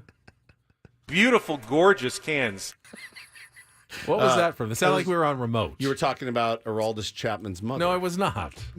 You were. talking about my wife Hannah. No, I was Oh. not. I think I was talking about recycling. No, it was AleSmith. We were at AleSmith, and they brought out the new cans. Oh, the new, the beer Big, cans. gorgeous cans. Beautiful. Beautiful, gorgeous cans.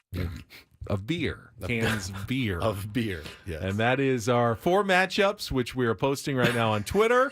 Get your votes in for the next 24 hours. 12-year-olds. And we will have 4 more members of our Sweet 16. Tomorrow, we will drop into the wild card region, the final of our 4 regions. And at the end of tomorrow, as competition, we will have our Sweet 16 members in our Tournament of Drops. Like, if M.R. doesn't win, I'm going to lose my mind. It's a 6 seed. I I was going know. up against Jesse. I know. That's a tough one. It is very tough. This is a tough region. There's always the region of death. Yeah. This might be the region This of one's death. so tough, man. Up here in the corner. So All right, tough. since yesterday we revisited our very first Tournament of Drops in 2020. Yeah. And the full field of 64. And I enjoyed, I hadn't heard of some of those drops in a very long time. We thought, well, why don't we just keep doing that? So today, let's move on to our second annual Tournament of Drops and relive the field from 2021 and remind everybody who won. So, Some Paul, absolute bangers in this field of 2021, second annual Tournament of Drops. Here's what it sounded like. Do the show, bitch. Shout out to his family. Wow. Oh, my God, I'm high. Oh, look, Phil Simms just did it. Sense of smell. All right, it is 6 o'clock in the morning. Rub-a-dub-dub. I came in like a wrecking ball. Nuts. Pineapple. How did you gain all the weight? You like sandwiches out there? Jesus. Go to hell, Pro Sports. Jamul. Creamy nut butter. It's been. I'm not going to, so quit asking.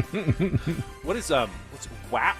Ben, you do a great job. Have done it for so long. Mask on, sucker. This is ridiculous. Visit SDCCU. We're coming for that ass. Talk radio. Cools your little tushy.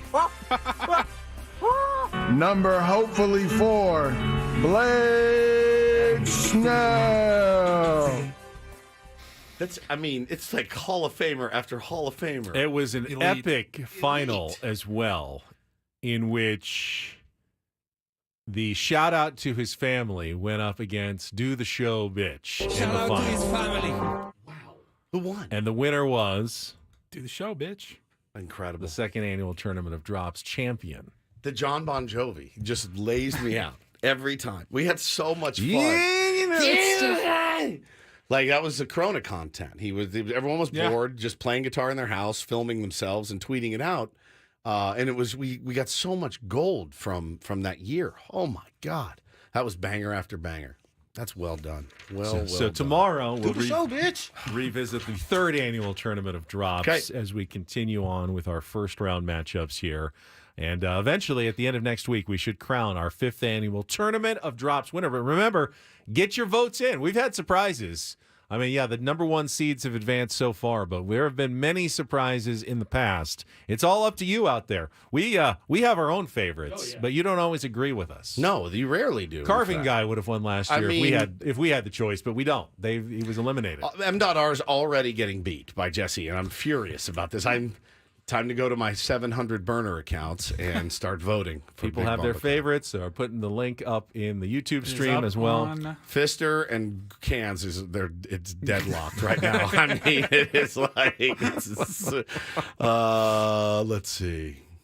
Yeah, the other one's tight. It's early. There's time for to change. This is just the first few minutes. You got plenty of time to get your votes in. Taylor's doing well in the Tournament of Drops. All right, I want when we come back, I would like to hear from some Padres fans. We can open the lines about Dylan Cease trade talk. Maybe this is a whole lot of nothing right now, and A.J. Preller is happy with the team that they've put together that is heading to Korea and is not planning on making any changes. However, you certainly wouldn't turn down some more innings in your pitching rotation. It all just comes down to what's the price. What can you possibly pry Dylan Cease away from the White Sox in exchange for? If you want to call us, 833-288-0973. We can take some phone calls here to start the second half of our program. You can also find us on social media, our YouTube chat as well. Just go to the @Ben&Woods page on Twitter to find us there. The Geraldes just popped up again on my feed. He's deleted it from his Instagram stories. Just FYI. Too late. It's here. It's right here again. Just both of them. Too late. All right, 2 hours down, 2 hours to go. Ben & Woods continues on San Diego's #1 sports station, 97.3 The Fan.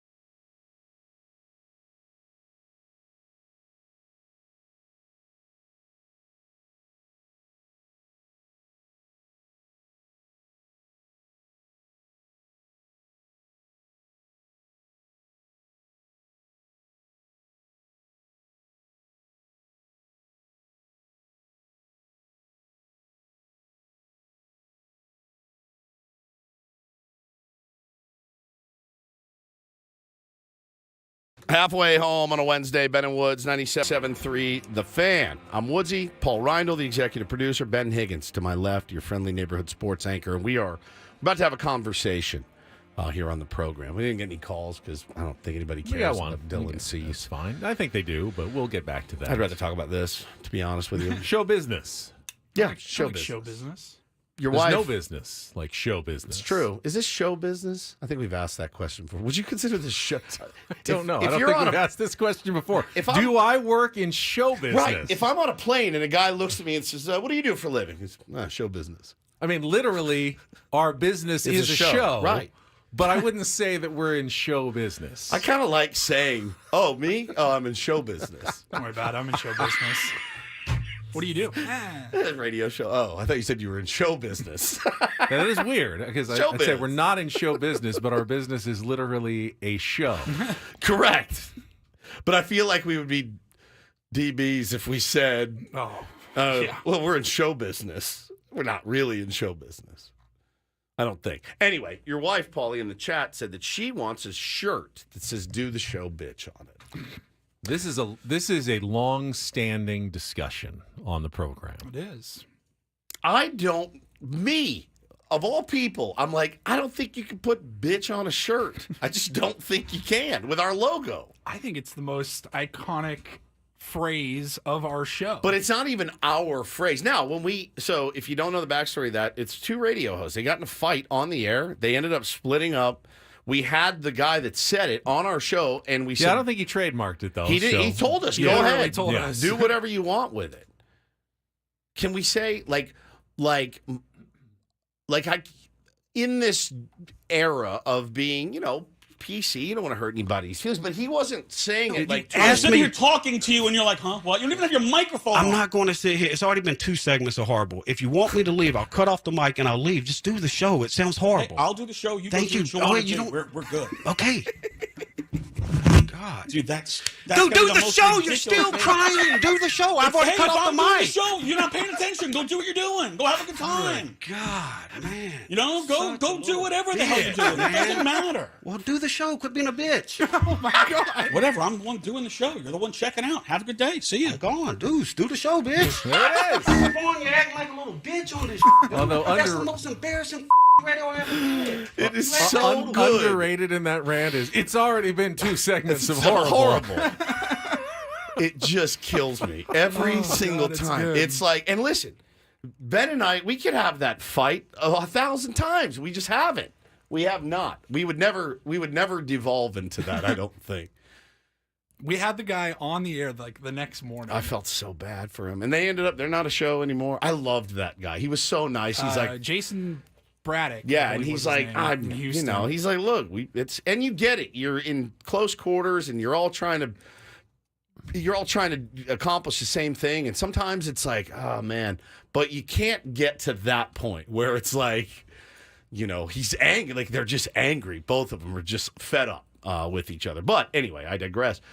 Now, we had talked about this years ago. We did when Should it we came make that out a shirt? And we're like, I don't know. It feels weird having that word on a shirt with our logo that we have created, put out on our merch store. Yeah, in context, on the radio, it's fine. Yeah. But when you're walking Do down the the show, street bitch. and there are people who don't know anything about Ben and Woods or Tier 1s and what it's a reference to, it could be a little spicy. Now, the funny thing is I'll be walking through Petco, and so I will hear from, "What day? Do the show, bitch!" all the time. I'm like, yeah, hell yeah. I love it. I think it's one of my favorite moments we've ever had when we found that audio. We knew it was going to be gold, and it's become a part of the Ben and Woods lore. That being said, do you do it with the B asterisk asterisk asterisk CH or something like What that? if we made the asterisks the Ben and Woods logo or something? Not bad. Not bad at all. Okay, that I would get Now, behind. How about do the show C word? Will that fly? No. Just That's all not the your job. do the show, MFer. Just all your favorite. You put your own curse word in that you like Now, at the bottom. probably 2 years ago now. We do the showbiz. That's genius. We Andrassi, thank you. Andros last, thank you. We did a little competition amongst the three of us when we launched our merch store. We each came up with a design. Yeah. And I think we did it for 2 weeks, and who would sell the most shirts. And Woods had Bo draw in his handwriting, Tier one. I love it. I still wear that Ben's shirt was all a the Colonel time. Budget. And then I did have your guys' silhouettes, and it said do the show ... I think we've evolved. Honestly, if I was at Petco Park and I saw somebody with a do the show bitch t-shirt, I would give them a hug. I would too. It would make me very happy. All right, let's make the shirt. I'm going to have my guy. We have our guy, Michael Shen, who's our beloved. He's kind of like our guy on retainer. So I just text him. Draw it up. I text him like goofy Like a ideas. lawyer. Yeah, he's our some people have lawyers on retainers. We have a graphic designer on retainer, and he's so talented, so talented. All right, I'll see if he's probably listening, but I'll get him on it right now. All right, I'm in. All right, done. I'm texting. Do the show, bitch. All right, yeah, come on. It's acting like a little bitch right now. All right, getting some opinions on a possible Dylan Cease trade here. Okay. Alex says, Merrill, Ethan Salas, DeVries, Snelling, and Thorpe are untouchables in my opinion. Everyone else can start packing. So Lesko can start packing. I from what I've heard, they're too high on Lesko to let him go. Padres Thoughts has an interesting one. He says Preller won't sit on all these prospects in a make or break season. I saw that yesterday. Was that from That was yesterday? from last night, yeah. I thought that was a really brilliant point. And again, I think we've said for like the last 3 years it was a make or break season. The break hasn't seemed. But clearly it wasn't. And maybe A.J. Preller, I mean, I don't. The guy could be great. He could have a grandfathered in legacy contract for life. He doesn't feel like someone who GMs to save his job, because obviously he hasn't had to. And, he didn't do much. Like the first like 4 years of A.J. Preller's tenure, wasn't even really trying to win. Yeah. And clearly he had plenty of leeway to rebuild and do what he wanted, build up the farm system. And then when he went for it and started trading away prospects, had plenty of leeway to do that as well. It didn't go well in 2021 and 2023, kept his job again. So why would he start GMing for his job at this point? Unless he feels like with Peter Seidler gone, that's it.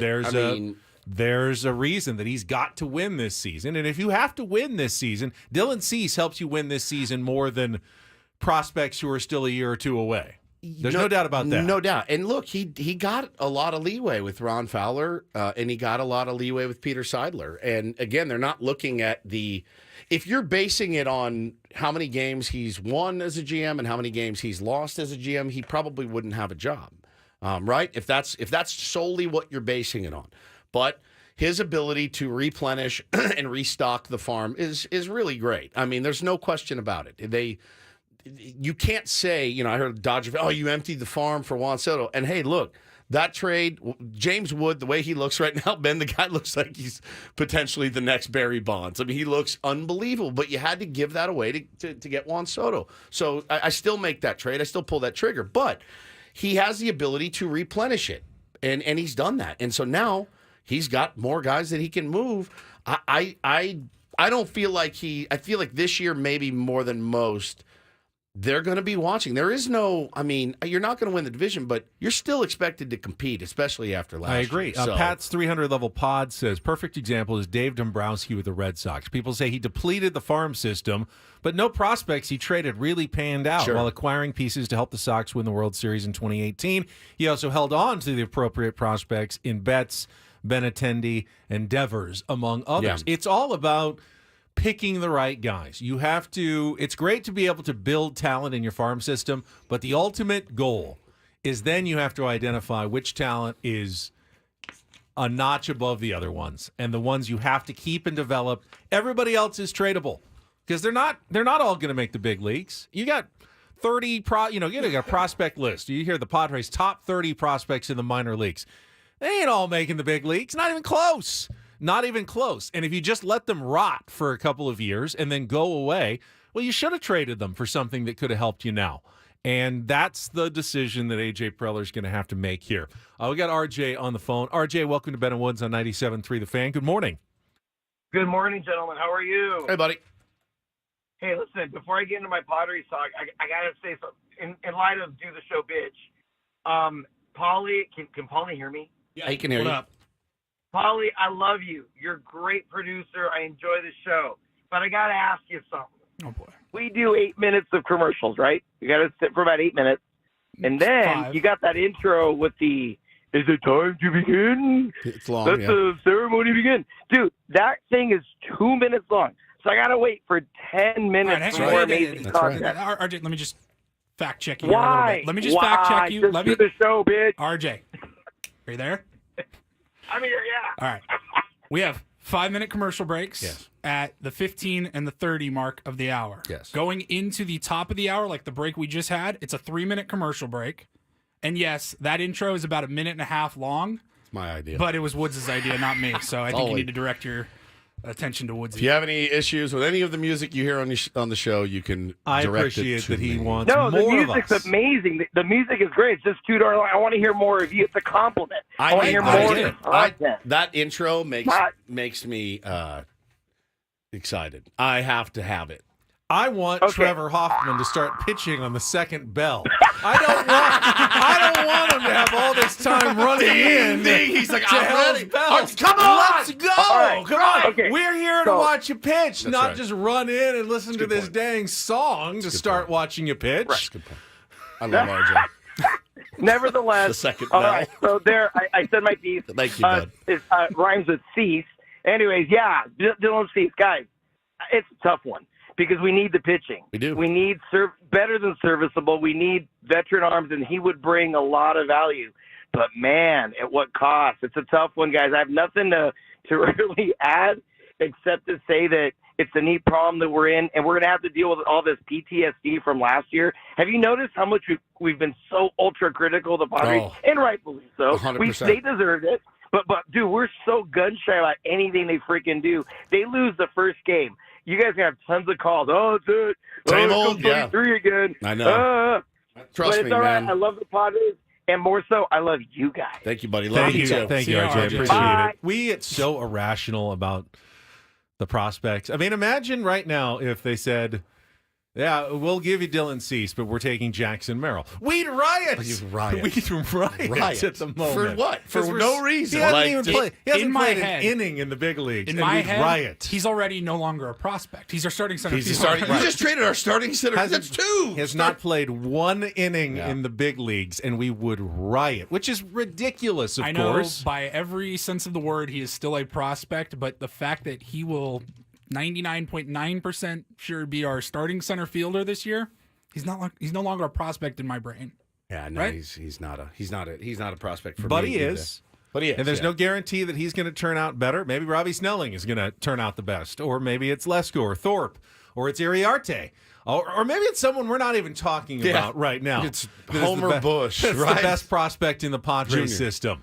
Yeah, he appeared in the game yesterday as well. It could be that guy. We don't know for sure, and the problem is neither does A.J. Preller. Prospects are mysterious. They're just inherently And neither a do little the mysterious. neither do the White Sox. No. You know what I mean? It's a crapshoot. As they proved when they traded Fernando Tatis Jr. to the Padres for James Shields. Yep, 100%. Believe me, if they had a crystal ball, that's not even something they would have dreamed of in a million billion years. But you just don't know with prospects. Yeah, I just I just think at this point you're going up against the Yankees, you're going up against the Rangers and what they have to offer. Both teams in need. I just have the feeling that AJ and crew are like, no, we're good. We're gonna see what we have and maybe address something at the deadline. And if the White Sox don't get exactly what they want for Dylan Cease, they don't have to trade him either. They have 2 years left to control. Correct. I mean, they can trade him at the deadline. Just as the Padres set a very high asking price for Ha-Sung Kim this offseason. That's exactly right. No one came close to matching it, so here's Ha-Sung Kim. They move him to shortstop, move Xander Bogaerts to second base. You are always adapting your plans. There's a couple of pitchers still out there. I every day I keep waiting for the Blake Snell news to drop, and it just hasn't yet. Well, the team that he has been fairly widely connected with is next up in our Tier 1 tour.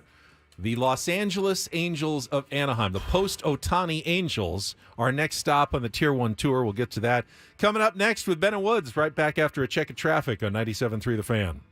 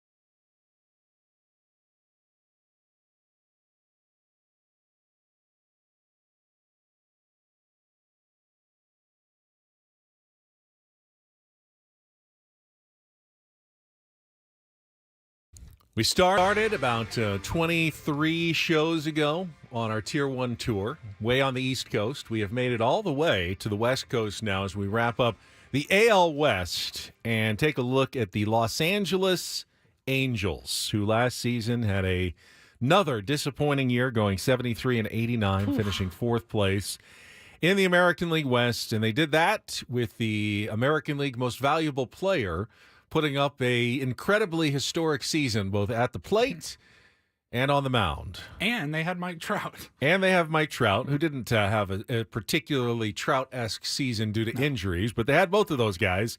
Now they only have one of them, and it just doesn't seem like a team that is built to compete right now. In fact, the best thing the Angels have going for them, I think without a doubt, in 2024, is their manager, Ron Washington. 100%. Nice addition. Everyone in the game seems to love Wash, and even if you've got a team that doesn't have a lot of promise, you feel like he's going to get the most out of that team this year. The problem, though, is that while the Angels, Woodsy, addressed the bullpen with 5 free agent signings in the offseason, I don't know how many leads that bullpen is going to get. I don't either. I haven't seen a less inspiring starting 5 since maybe we talked about the Oakland Athletics, Ben. Reed Detmers, Griffin Canning, Patrick Sandoval, Tyler Anderson, and Chase Silseth. Now, there's some youth in Silseth. Detmers is pretty good.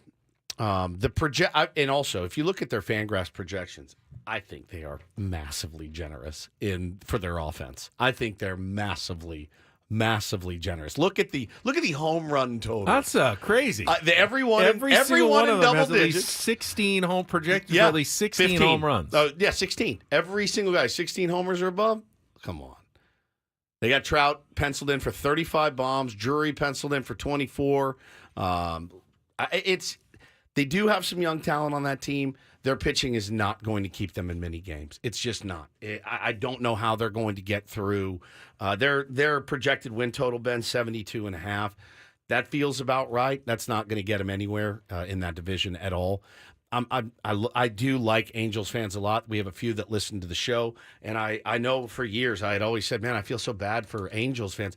We are in danger of becoming the Angels at some point. So I may have to eat my words, and you know, a lot of guys that this is why you want to win a championship in the next 3 to 4 years if you're a San Diego Padre fan, because you don't want to get to that point where you have to potentially move a international superstar to just clear payroll and not get anything back for him. You don't want to have to get to the point where your aging superstar, I don't know what we can count on him for this year, and he never won a ring, and he has very few playoff appearances. It's so tough. It's so tough, and I do sympathize. They're expected to get a lot of playing time for their most recent first-round draft picks, 2022 first-round choice Zach Neto. Yeah, good player. At shortstop, and then at first base, last year's first-round draft pick, Nolan Shanuel. Is that how you say it? I'm not even sure. I'm going to go with that. Okay, fair enough. I heard them say it the other day on the broadcast, and I said, make a mental note. I like to say it Shanuel. Shanuel. Because it sounds cooler. Sounds more like a Christmas carol. Yeah, that's what I was going to say, Shanuel. That's a sign of the anonymousness of the team. Now, they have been rumored to be interested in signing Blake Snell, but as we talked about with the Red Sox, they're not a Blake Snell away from winning a division. Right. Now, if you want to project in a year or two, you know, you still want to have Blake Snell around as potentially an ace of the rotation when you hope that some of the younger guys are burgeoning and developing into something that could lead you to the postseason. I can understand that argument. If I'm Blake Snell, though, that's a tough sell. I mean, they better be offering the most money if I'm going to the Los Angeles Angels, because you know you're joining a team that has very little chance of having a winning record, much less competing for a playoff spot in this first season. And given the track record of the last decade with two of the biggest stars in baseball and, you know, 0 trips to the postseason, that's a tough sell for any general manager going, hey, we want you to join this up-and-coming team. Really? I mean, offensively, they do have some potential breakout stars. And you can say the same thing about the Padres. 100%. Yeah, at least the Padres have 2 playoff appearances in the last 4 years. Yeah, it's tough, man. It is really, really tough. Makes me so sad that we're like really on the the twilight of Mike Trout's career. Yeah. And just I feel robbed as a baseball fan, not seeing big October moments from him. 72.5 wins. Maybe Anthony Rendon will return to MVP form this year. I mean, what do they got him projected at? What do they have him at? Like 40 homers or something? I think games played is the most exciting projection for Anthony Rendon. It's the first thing that jumped out. They at have me. him for 560 plate appearances, which I think I'm going. It's a stretch. Under, Take the under on that one How many for balls? sure. 16. Okay, that's fair, I guess.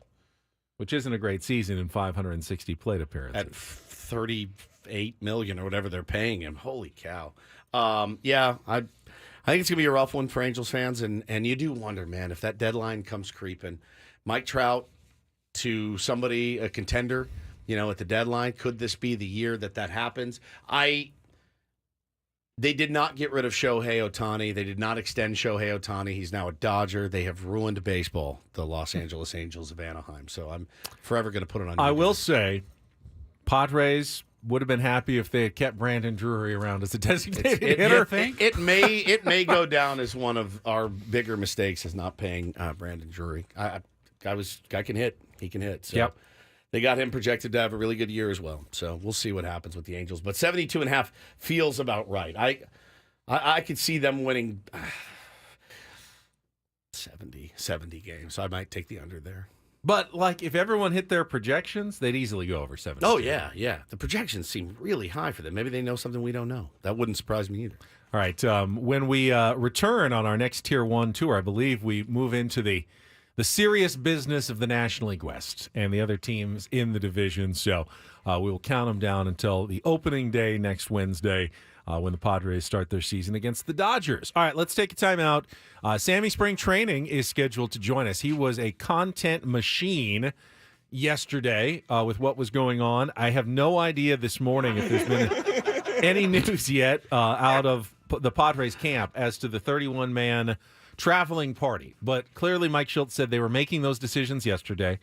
And at the very least, he will announce those sometime later this morning, I would think. We'll see what Sammy knows when he joins us from Peoria, Arizona. Coming up next with Ben and Woods on San Diego's #1 sports station, 97.3 The Fan.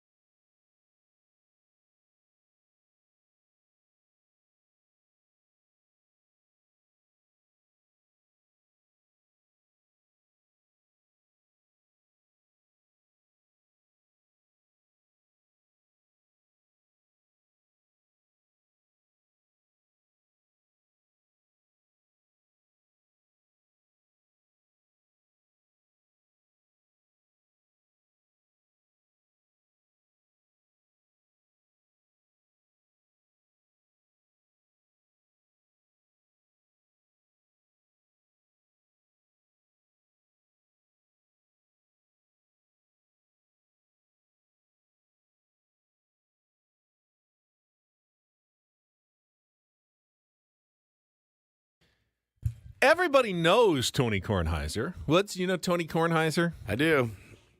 But to get him unfiltered, check out the Tony Kornheiser Show podcast. I've been waiting.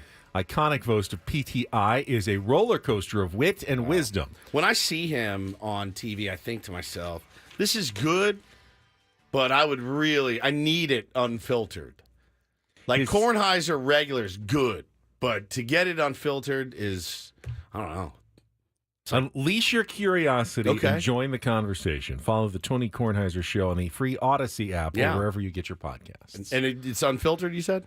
Unfiltered, Okay. yes. All right. They have taken out the filters. I wish we could be unfiltered almost more than anything. With a little bits get through that usually gets stopped by the filters. I would give up a significant amount of my salary to be able to say whatever I wanted and how I wanted It would to send the say it. show into to the stratosphere. The stratosphere.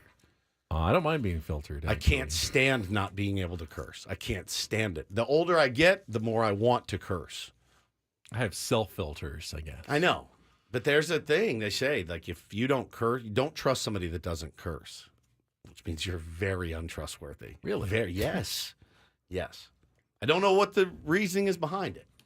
Have I ever heard Sammy If you were a curse? radio program director and wanted to trust someone not to curse on the air, I feel like I'd be very trustworthy. 100%.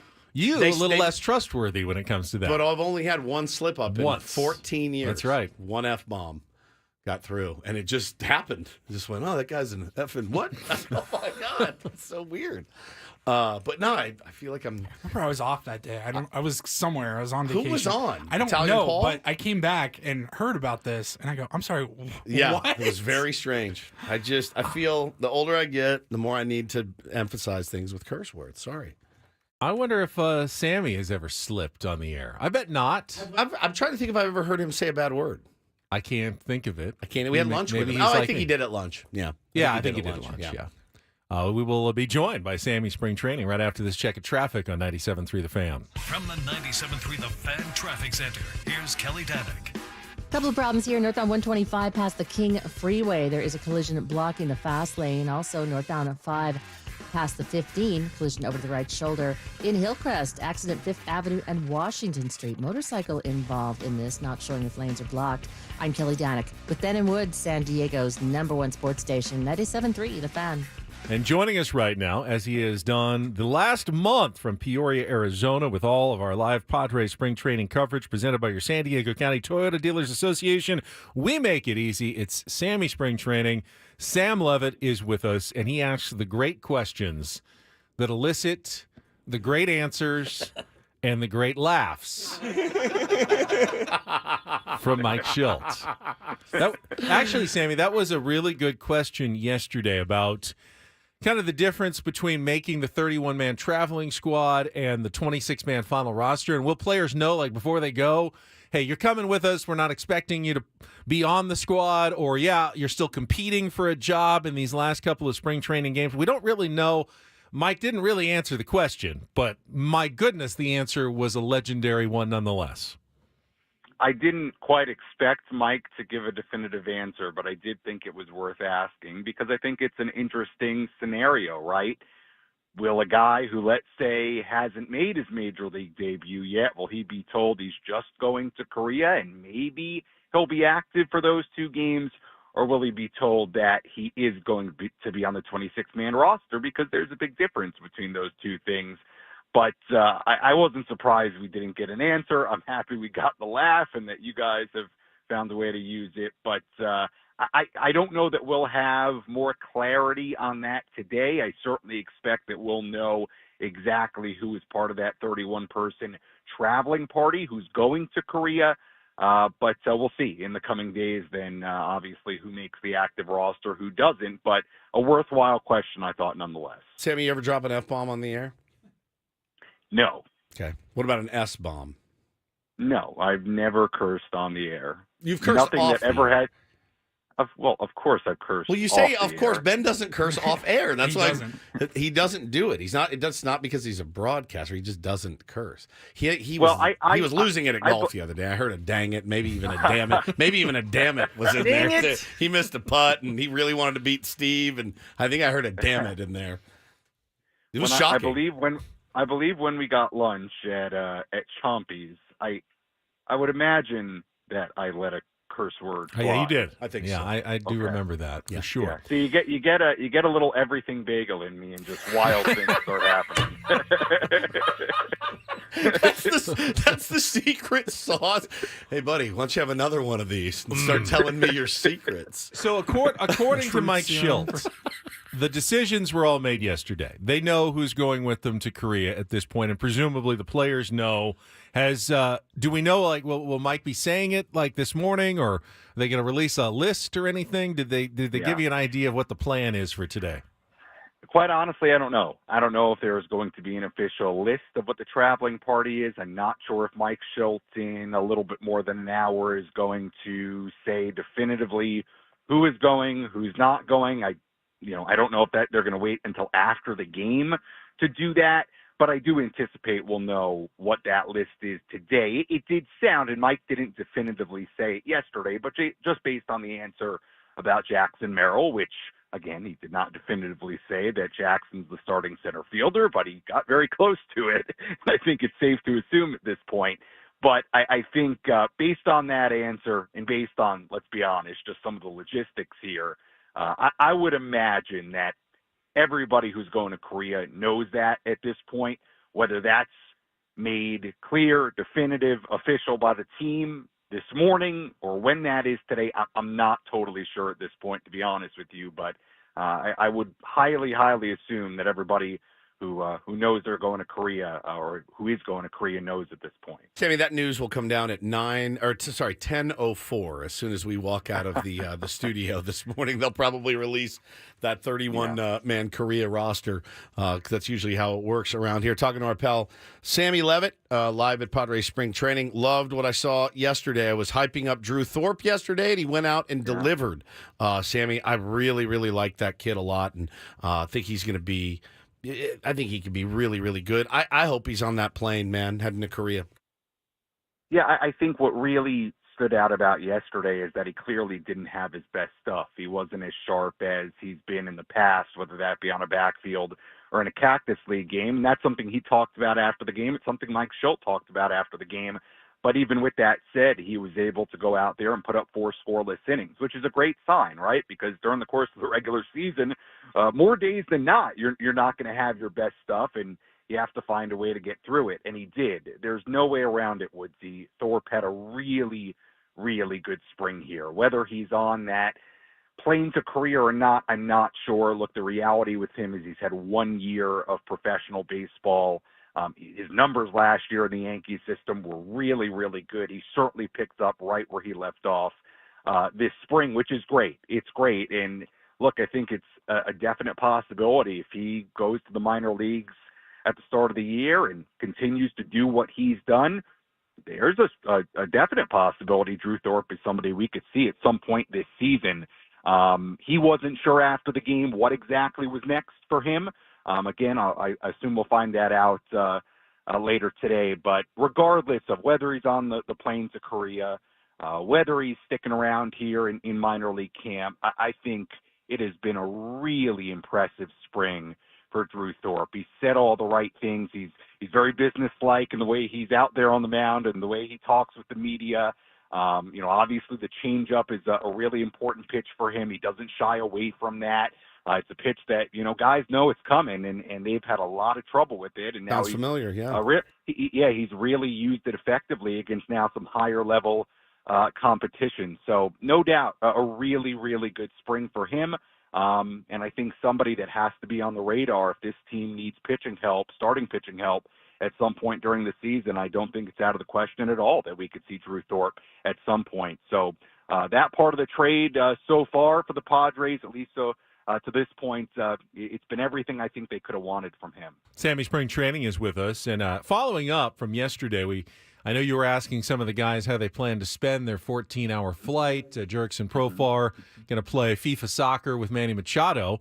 But I also saw the actual science kind of behind what the Padres are doing. Wrote about it in the UT today, like cherry juice and magnesium and changing the lighting and oxygen levels to try to get guys to sleep early but stay awake late in the flight. They put a lot of thought into this, and I wondered if you've gleaned anything else about the actual logistics of this trip to Korea for the team, Sam. It's triambient. I still have to read the piece in the UT. I did hear a little bit of that over the last couple of weeks, that there were going to be some kind of different and specific things they did. Hey, if I were on the flight today, I'd be able to give you a full report. So next time, Sneak let's make sure we on. get I on mean, those, are they checking IDs? You might be able to sneak on. Man, they might be able to hop on. But yeah, look, I think I don't know the specifics beyond what was written in the UT, to be honest with you. But look, it's an undertaking, no doubt. I mean, 14, 15-hour flight. You got to, play 2 exhibition games. We'll see who plays in those, 2 real games. Then you come back, and everything coming up after that back in San Diego. So it's an undertaking. It's definitely an odd way to start the year. It feels to me like a lot of guys are taking it in stride. I mean, I know I talked to Profar about it yesterday, and he was joking about him and Manny playing FIFA, on the laptop with the video game controllers. I talked to one coach yesterday that didn't seem too enthused about, or I should say, I asked, hey, you ready for the flight? And they were like, I don't know. So look, it's a long flight, and that length of flight, is not for everybody, not everybody's favorite thing, which you understand. But you got to do what you got to do. I think a lot of these guys understand it's part of the deal this year, and they got to figure out a way to get it done. So I got to read the piece in the UT. I haven't read it yet, but I'm not sure of the specifics beyond whatever was reported in there.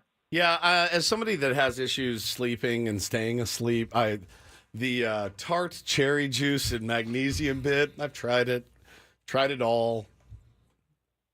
Didn't work for me. Not saying it won't work for these finely tuned athletes, but whatever floats your boat. Oxygen levels, light levels. I mean, they're taking it very seriously. They are. Now, it's good that they don't have to play 30 minutes after they land. They've got a couple of exhibition games. They got almost a week to. Which like those trips they were talking about it in that article. They'll fly into New York, land there 3 a.m. by the time they get to their hotel. Over the course of the season, they're going to spend hundreds of hours on planes. Well, no one's traveling more than the San Diego Padres this year. That's been established. More than the Dodgers, more than everybody. Yeah, we're going to have total air miles. Usually it's the Mariners that have the most because they don't even have a Dodgers or an Angels who are kind of close. They have to fly minimum to, I think, San Francisco to get to any road trip. Yeah, my excuse built in for if the Padres miss the playoffs. I got all my narratives ready. That's why the Dodgers are only going to win 62 games this year as well, I'm sure, because of all the travel that they had to do. So, all right, so this last game, the A's, I haven't seen a lineup, Sammy. I'm guessing it's not going to be filled with regulars on this last day.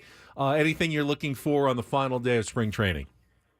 Yeah, we'll see what the lineup looks like. I mean, a few days ago, Mike Schultz indicated it could be possible that you could see some regulars play 3 days in a row. I don't know what the likelihood of that really is. Do you really need guys playing today before they head on a flight? So we'll see who's in the lineup. But, yeah, it could be more of a quote-unquote B-type lineup and get some younger guys in there a little bit earlier than usual. The one thing I'll tell you, Michael King is scheduled to throw today in an intra-squad game, so he's going to stay on schedule, and obviously that's significant because from what was said yesterday in the last couple of days, it really sounds like in all likelihood Michael King's going to appear in one of those games in Korea, and the Padres are going to construct their bullpen a little bit differently. They may carry a pitcher less because they've got some starters in there who could eat up some more innings. Now,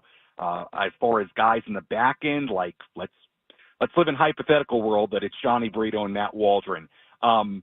It's unclear at this point whether those guys would pitch in the exhibition games or they wouldn't appear in those and maybe be available in relief, but it does seem like Michael King is in all likelihood going to get some work at some point during those 2 games.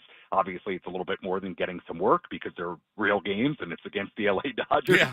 But it appears that way, that he's going to play a factor out of the bullpen in those 2 games. So he does pitch today on a backfield. So he's going to stay on schedule with what he's been doing, and obviously they've got to ramp him up properly for the season, even beyond the Korea game. So that's something of note today.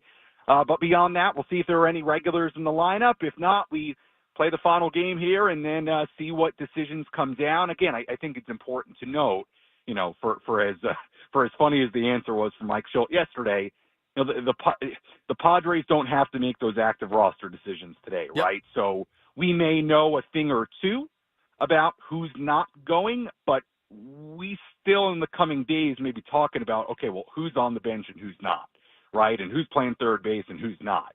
But we could get a step closer to clarity on that, obviously, with the names that come out today. And we'll see. I don't know if that'll be this morning, but as always, stay tuned to our social media and here on 97.3 The Fan, and we'll tell you. Sammy, thank you so much. Now, what happens the next couple of days? Because you're obviously there through the showcase game on Friday. We were texting about that earlier, me and Sammy. But there won't be like any Schilt pressers or scrums. I mean, it's going to be kind of empty and lonely around there the rest of the week. Yeah, I don't know that I'll come to the complex tomorrow. I was thinking about maybe checking out some minor league stuff tomorrow. We'll see. Can you make sure that you go to the complex at least once? Well, since we're paying for it. Well, I believe that I'm going to be on the 10 a.m. roundtable tomorrow. Oh, God, I just remembered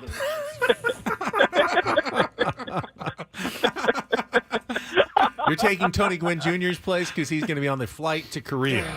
I'm taking somebody's place. How about you take my place every week? I'll be happy to give it up to you. I'm happy to give it up to you. I'm going to be on there tomorrow, and then Expect me to go to you often, then, Sammy. Yeah. And then Friday we got the spring breakout game, which will be fun, and do that game at 1:00, and then head out Saturday morning. So safe we'll travels. see what the next couple of days hold. We'll see. Drive. Also, by the way, one final thing. Hey, Tony Kornheiser, a fellow Hewlett High School alum.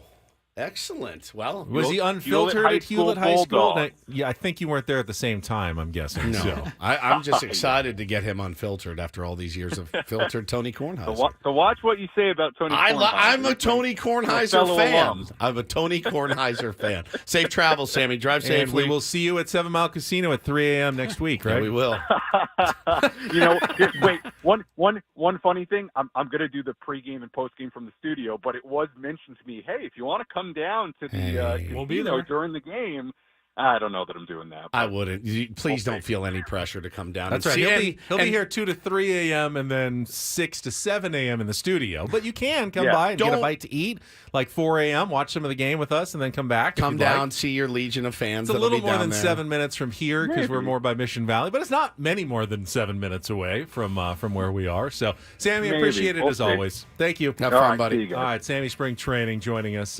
Who knows? Maybe last time before he comes back to San Diego. We'll see. Well, we'll talk to him on the roundtable tomorrow, which I am very excited about. More than Woods, perhaps. Yeah, because you get to host it. Oh, would you like to host the roundtable? I cede actually, I would. Actually, I would. I would. I'd listen to a Woods hosted roundtable. I would do it. All right, we'll come back. Rindle Report, final hour of Ben and Woods next on The Fan.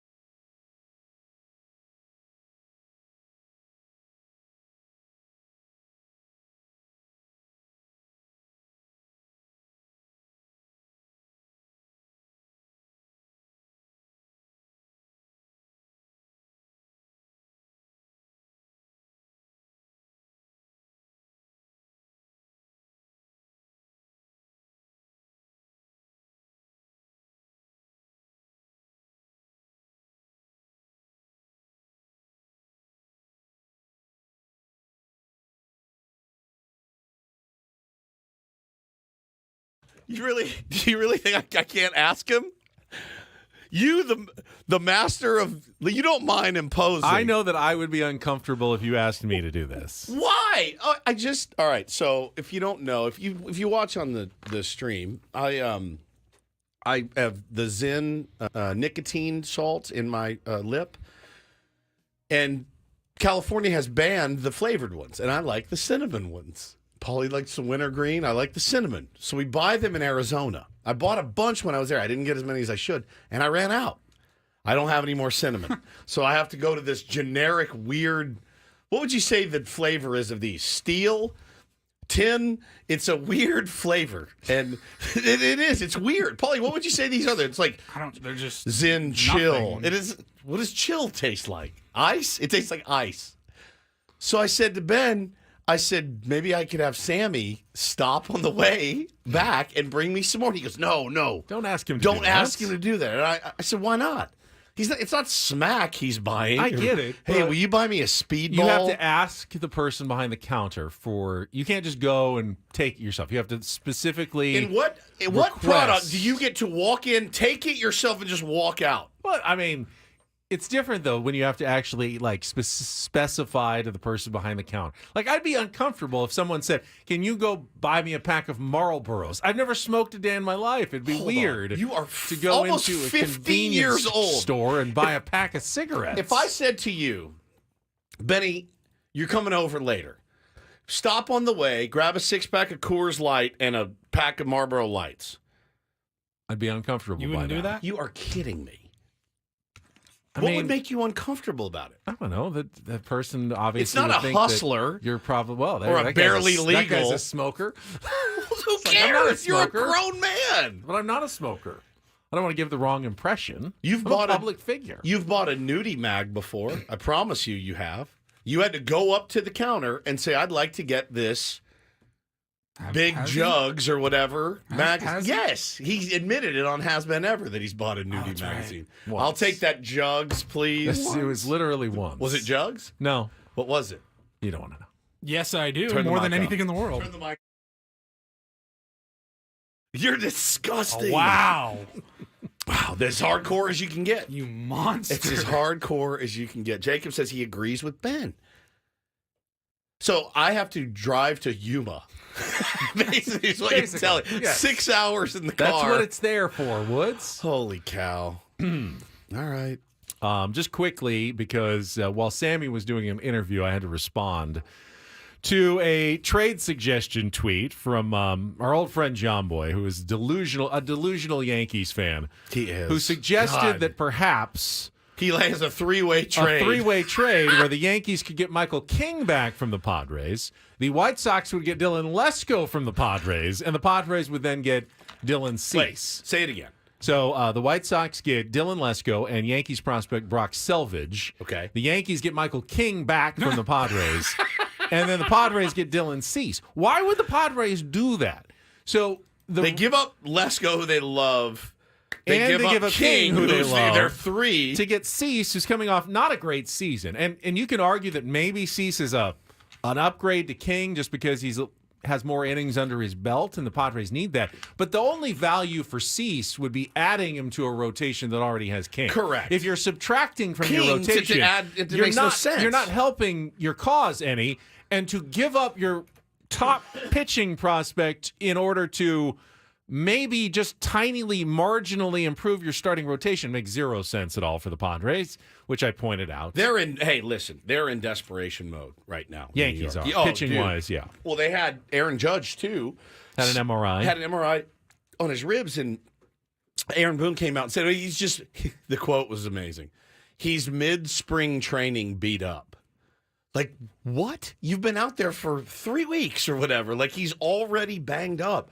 I was texting my buddy Matty yesterday, and he goes, I'm almost done with this team. Every year, it's one after the other. Guys just go down. It's just nuts. So they're being pretty quiet about the Garrett Cole thing, but you have to imagine, Ben, if Garrett Cole is done, so goes their season. I know he throws every fifth day, and they got Stroman, and But he said Rodon absolutely fleeced the Yankees. They're toast. It's I think Alden Gonzalez from ESPN was on with Gwen and Chris yesterday, and they asked, is it possible the Padres can end up winning this trade? And Alden said, well, not this year. I mean, Juan Soto's going to have a big year, but when you look at all the pitching they got and the control that they've got, it's absolutely possible that the Yankees are going to regret, especially if they don't re-sign Juan Soto, that they're going to regret this trade for Juan Soto. And if they don't have the pitching to make Juan Soto impactful this year, it clearly is a terrible trade for the Yankees. They need to make the playoffs,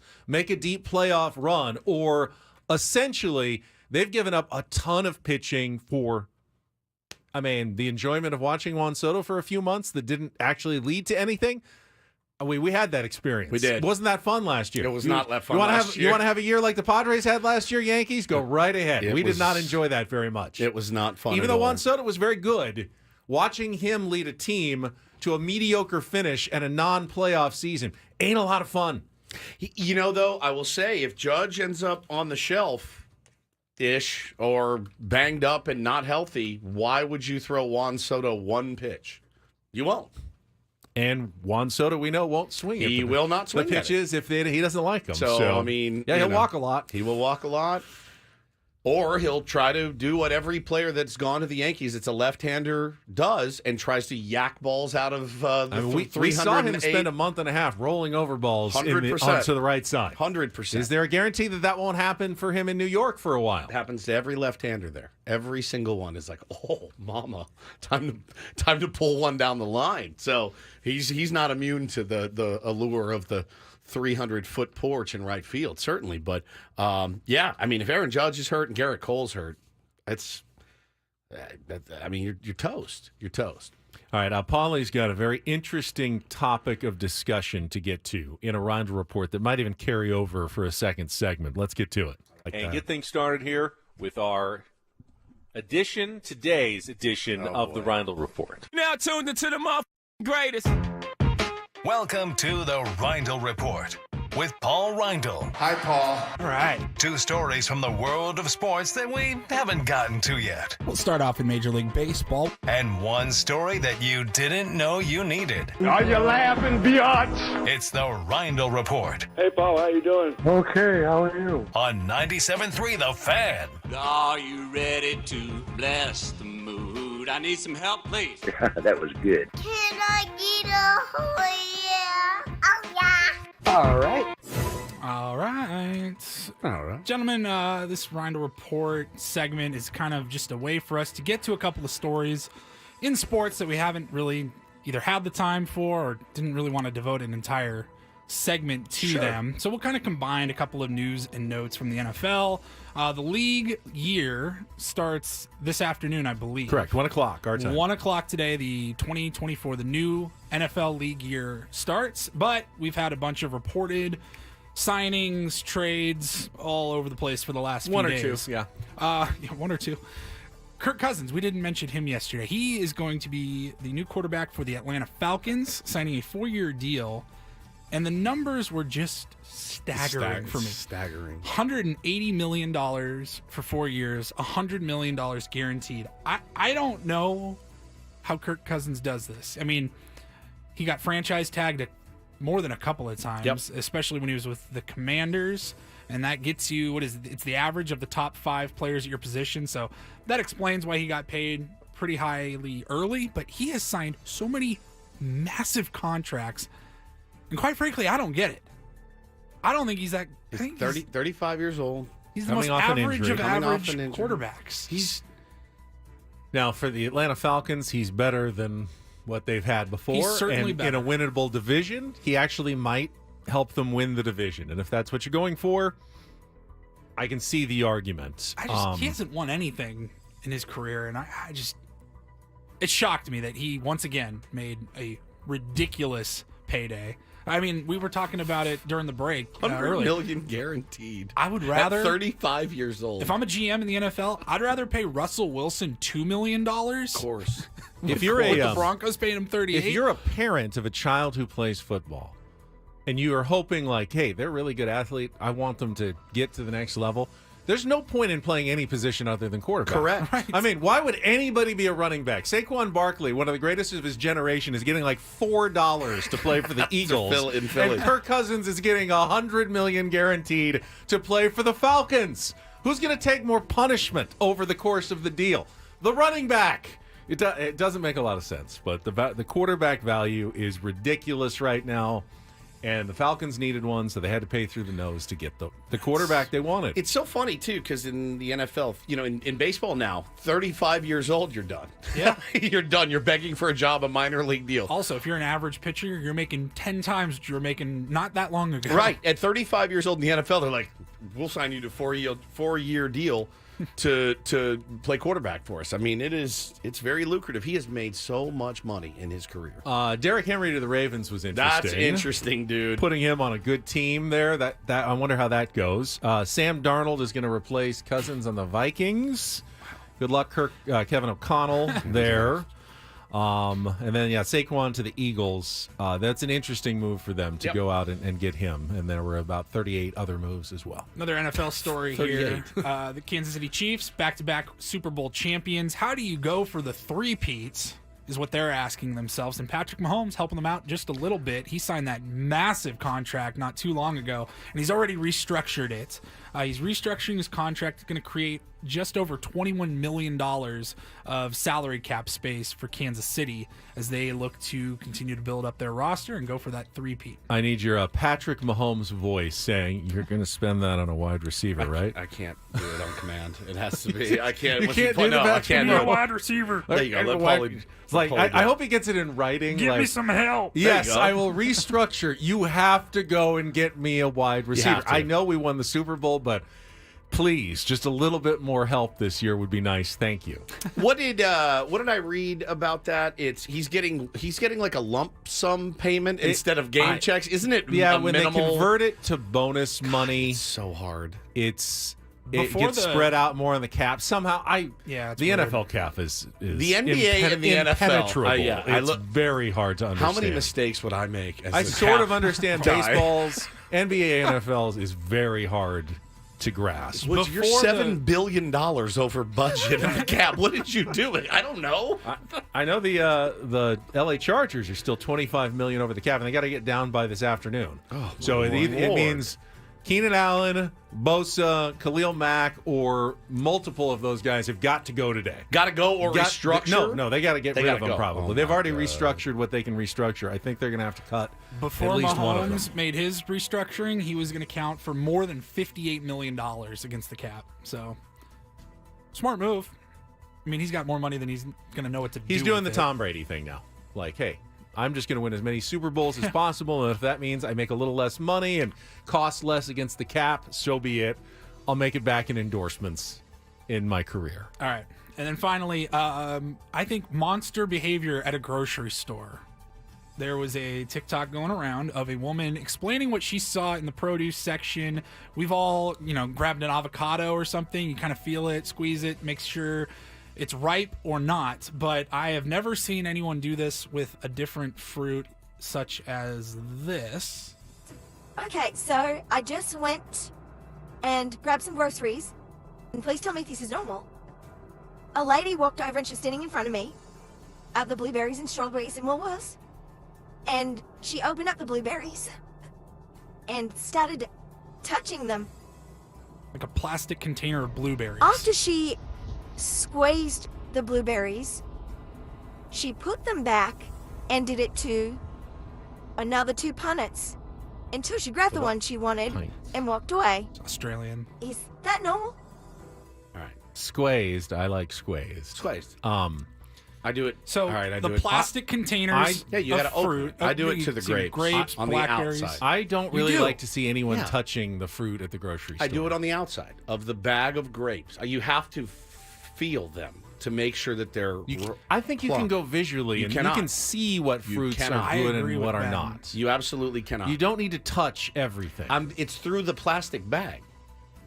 The grapes come in a bag. They usually have little holes in the bag, though. Sure. Somebody's got to put those grapes on the deal. They don't, you know what I mean? They don't drop them in by helicopter. Somebody grabs the bag, they put it on, they stack it up, they move them around. Somebody's touching your stuff anyway. If you don't wash your fruit, you're psychotic anyway. I mean, if you got there's a thick skin on it, like an avocado, Paulie mentioned. Right, you can grab that. You kind of have to. If you need one for tonight, like your wife says, we need an avocado for the salad, needs to be ripe. You can't get the one that's going to be 4 days away from being ripe. So I get that. You have to touch that one. You cannot visually tell if grapes are firm or But people who soft. just walk around like touching the apples and then touching the pears and just touching everything is weird, and I don't think you should be doing it at the supermarket. When I heard that clip, I was thinking like a plastic container of blackberries, raspberries, I don't open that up. Those you eyeball and hope for the best. That's monster behavior. If Right, you 'cause you open can't that up, pop it feel- open, and start grabbing the berries. So one of the best things about being tall, when I go and buy berries, which I did a lot at Costco, I can see further back and high. Usually there's because people, the ones that are right in front, they'll take all the good ones, and all you've got is kind of the green and nasty looking ones.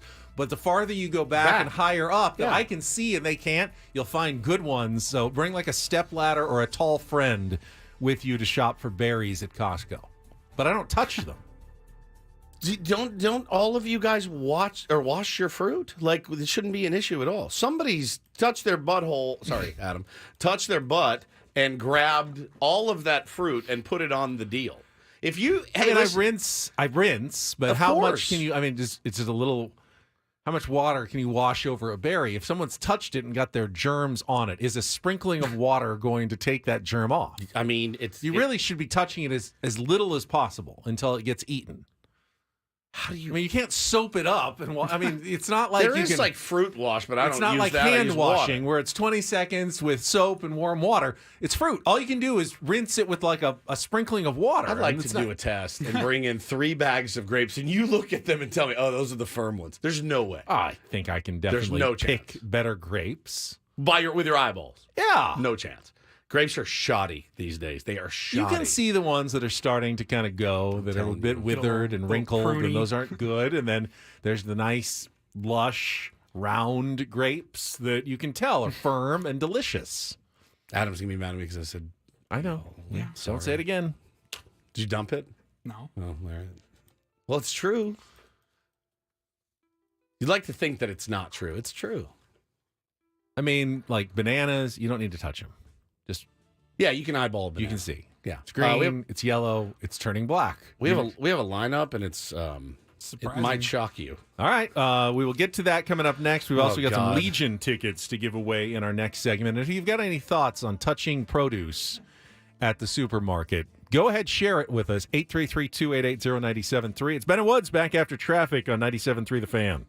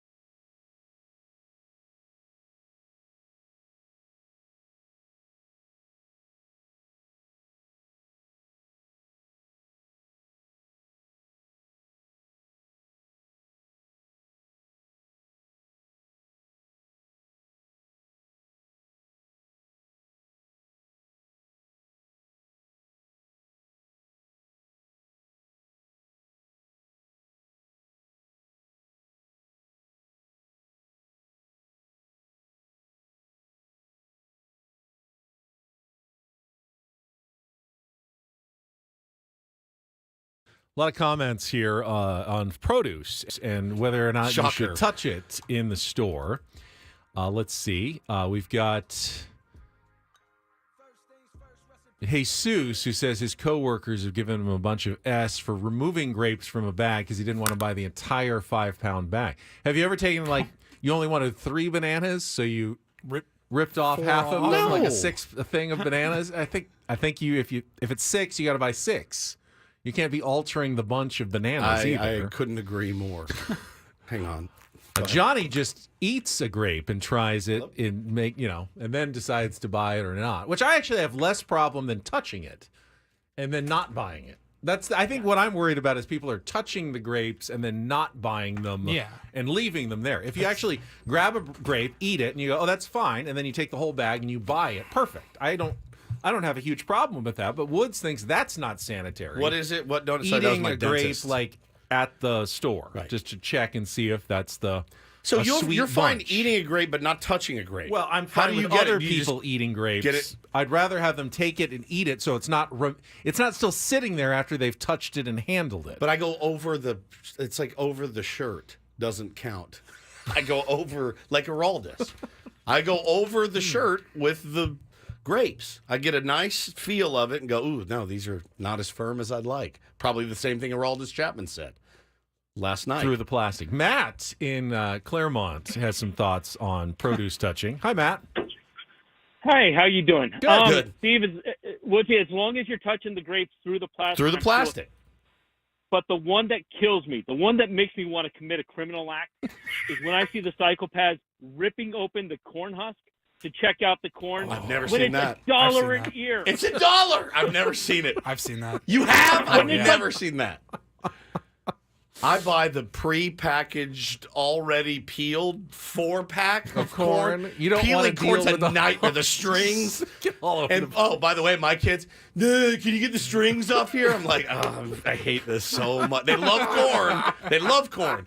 But I'm not hand shucking. Oh, we are their so corn. spoiled in the year 2024. We really are. Pre-shucked corn. Yeah, do you shuck your own corn? Because I sure don't. I And that have. is I certainly have. I have too. That's one of the best words in the English language. Shuck. Shuck. Get in the kitchen and shuck that corn. I'm going to start making my kids It's shuck like their two own. bad words combined It together really is. into a It non-bad really is. word. It's like fit. What about Bob? Faye, Is this corn hand shucked? So good. I'm going to start making them shuck their own corn in my home. The strings make me nuts. They make me nuts. But we'll say shuck off. Yeah. It's so hard not to slip. BKG Shuck. says he just tries a grape. I need to get a sense of all of them because you can get one good one. The fruit, I'm very particular about my fruit. I haven't had a good apple in 15 years. Not one decent apple in 15 years. I have not. Where you're from, Washington, I know that they are like in people's yards that you can have, and they're just delicious and perfect. I haven't had a good one in 15 years. I really haven't. They're mealy and soft. All right, let's do this lineup. You claim to find a lineup. I just checked the Padres account, and they didn't tweet it out. So I do not see any lineup on my Paulie's feed. got it. Got it on the MLB app. Yeah. Notification here. Pull up the entire lineup. We've got. This is weird. Bogarts leading off at second base. Tatis batting so second regulars in in the right lineup. field. Cronenworth batting third, playing first. Machado in the cleanup at DH. Hassan Kim at short.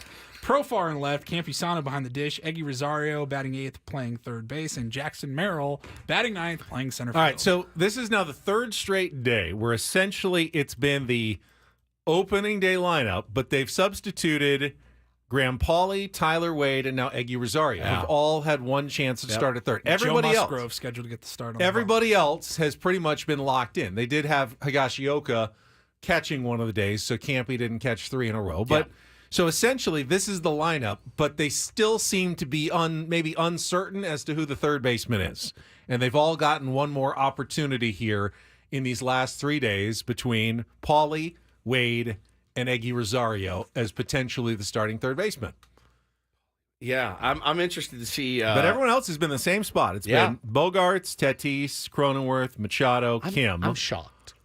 I will say Merrill in the ninth spot. I'm absolutely shocked. shocked that they're rolling out the A lineup. My today. guess is it's maybe one at bat, One? 4 innings most, and then put in the backups. Okay. Let everyone go home, get their bag, get showered, come back, get on the bus, go to Sky Harbor Airport. You know, I doubt they're playing 9 innings today. No. Yeah. But I'm surprised. Or maybe they want to tire him out so they'll fall asleep on the plane. That is big. I mean, did you read the piece? Yeah. You know, with the director of medical performance, Don Tricker. Yep. With the theories of how they're going to keep the Padres from too much jet lag on the flight to South Korea by drinking cherry juice and magnesium Yep. and manipulating the lighting and the oxygen levels in the plane, Right. so that they sleep early and then they got to keep them awake, and then when they get to Korea, then I think they land at like 3:30. So the plan is get to the AM. hotel and You gotta sleep get through- for like 4 or 5 hours, but don't sleep for like 12 hours and get up at 3:30 in the afternoon. Get up like 8 or 9 a.m., go outside, get in the sun, and acclimate your body, and then hopefully by the end of that day, you can get tired again, go to bed at a normal time, like 11 o'clock, and be on Korean time for the rest of the week that you're there. And then it's even harder when you come back. The jet lag actually is worse when you're flying east compared to when you're flying west, so they're going to have to do it all in reverse, get back to San Diego, Seidler Memorial, Fan Fest, 2 exhibition games, and then the opener on Thursday against the San Francisco Giants. I'm burned out thinking about it. I can't even without imagine. the flight. Just being without here, the it sounds pretty daunting for us doing a viewing party Sure. and doing everything we've got, and we do not have flights to Korea. And we don't have to face Tyler Glasnow and Yamamoto either. And figure out how to get Shohei Ohtani and the rest of those clowns out. So yeah, and I mean, obviously you want to come back with a dub under your belt. Split of those 2 games would be fantastic. You don't want to come back 0-2. You'd love to come back 2-0. That'd be a much easier flight and fan fest to deal with. All right, one final segment. We will finish the Ben and Woods program, get you ready for Annie and Elston. Set the stage. It actually got some things coming on today locally. Aztecs, I think, tomorrow, all right, against UNLV in the NCAA tournament. But the women are tonight. Got more breaking news. And more breaking news when we come back. Padres news. With Ben and Woods on 97.3 The Fan. Visit.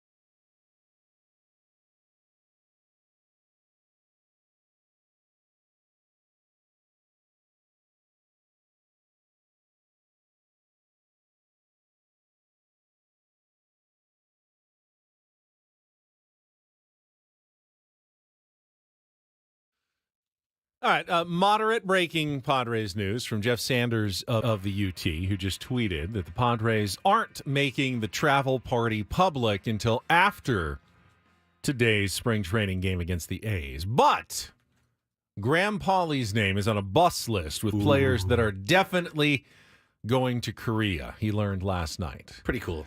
Like, we can't tell you if you're going to Korea, but we can tell you you're on the bus with Manny Machado to the airport. They get there, they're like, read into that what you sorry, will. sucker. So I'm on a bus with Toddy and Manny and What if Xander. Schilt is doing a bit where he's like, you just got shilted, partner.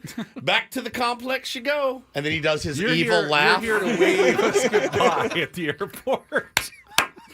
You got to drive the bus back. It's a great bit. It's a great bit. Have a couple guys think that they're going, and then you just got shilted, partner. It's a little That's social amazing. video content for the Padres. They bring 100%. 32 guys to the airport. Y'all just and got one of shilted. them Homer gets Bush cut. Jr. is like, this is awesome. I can't believe Mom, I'm going to Korea. No, you got shilted. You're going to need to get an Uber back to Peoria.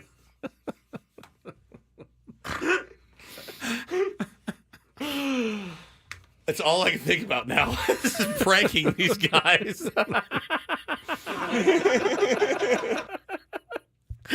Oh, it's so good. Hey, tough Schilt.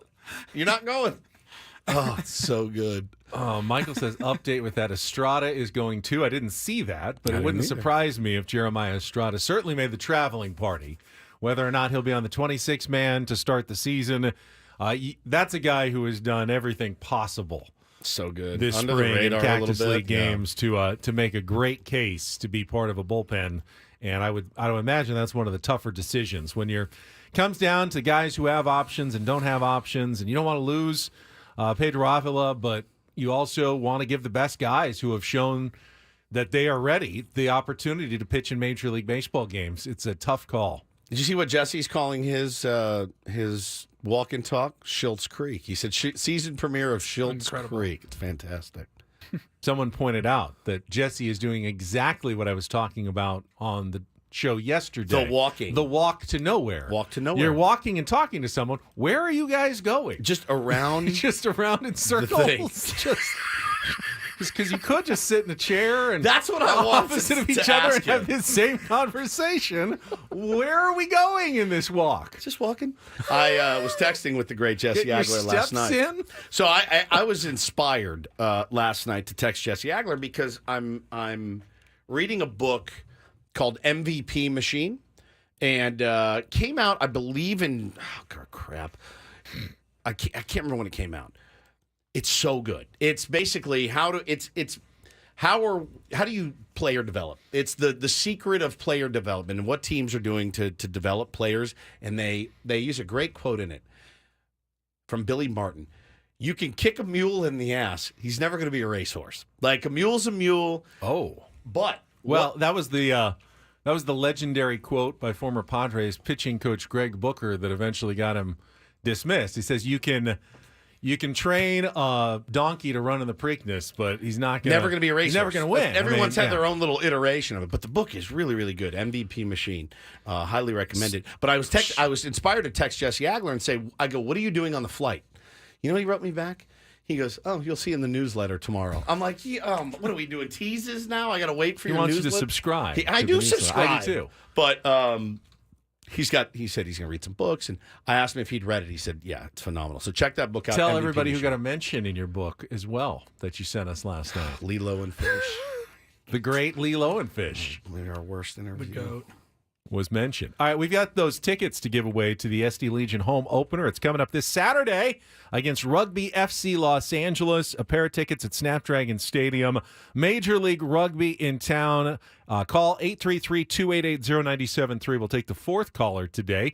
833-288-0973. You can grab your own tickets now at sdlegion.com. I feel this is the third season maybe of SD Legion. They've always been near the top playoff team. They got to the championship, I think 1 point away from winning the title last year. So close, 1 or 2 points away in the championship match. So they're back. Home opener this Saturday at Snapdragon Stadium against Rugby FC Los Angeles. You call, Paulie will get those calls in while we take a little check of traffic here on 97.3 The Fan. From the 97.3 The Fan Traffic Center, here's Kelly Danick. Pretty impressive wrap-up for our morning drive, guys. They got the stalled car out of the way, southbound 5 before Claremont Drive. It's now over to the right shoulder, and yeah, the freeways are winding down pretty nicely all around. I'm Kelly Danick with Ben and Woods, San Diego's #1 sports station, 97.3 The Fan. So, yeah, tell everybody what you asked us going into break, or after we got off the... Well, I had a lot of responses to my tweet about John Boy's ridiculous trade proposal. And, I say, no, get his, we got that's terrible value for Cease, drag his butt, Ben. And I also got someone named Beatrix who just responded and said, nudes in bio. Yeah. And I've never actually clicked on one of those. I've seen a couple of them in the past. That's a couple of them. They're on every post now. I don't get them on every post. You get them on every post? They're everywhere. Nudes in bio, pee in bio, like it's everywhere. When did this start? I don't know. So I'm getting up to go to the bathroom, and Ben goes, so what would happen if I clicked on this? And I said, I have no idea. Virus download into my computer immediately? It seems sketchy. Click on it. I don't think I should. Just click on one. Just click on her name? Yeah. Just right there. Just right on that. See what the bio says. Hot meat in bio, not M-E-A-T, M-E-E-T. Scroll down. M-E-E-T. Yep, hot meat in bio. Scroll down. You're Paulie taking someone's address. Yeah, just some Beatrix showing off her body. Yeah. She's not. It's not nude actually. No, it's not nude. Tasteful actually. They were tasteful pictures in the bio. Those are everywhere, and they've started to. What did I? I don't know. I'm just curious. I just just wanted to see what would happen. My computer still seems to be functioning and running. That's a good sign. I love that 9:35 for this program now is just Ben's sex fetishes is the new. Yesterday it was the Mile High Club. We're going to need an open. Get ready for Ben's sex fetishes, nudes in bio. Did you like what you saw? He said it was tasteful. I mean, are they AI? Are they real people? Or are they computer generated? I have even no idea what's going on nowadays. I don't know. And I don't know why they're everywhere now, but they're everywhere. My favorite bit I do know he's going to get about 1 million more I mean, how now. do they monetize that? What's the purpose?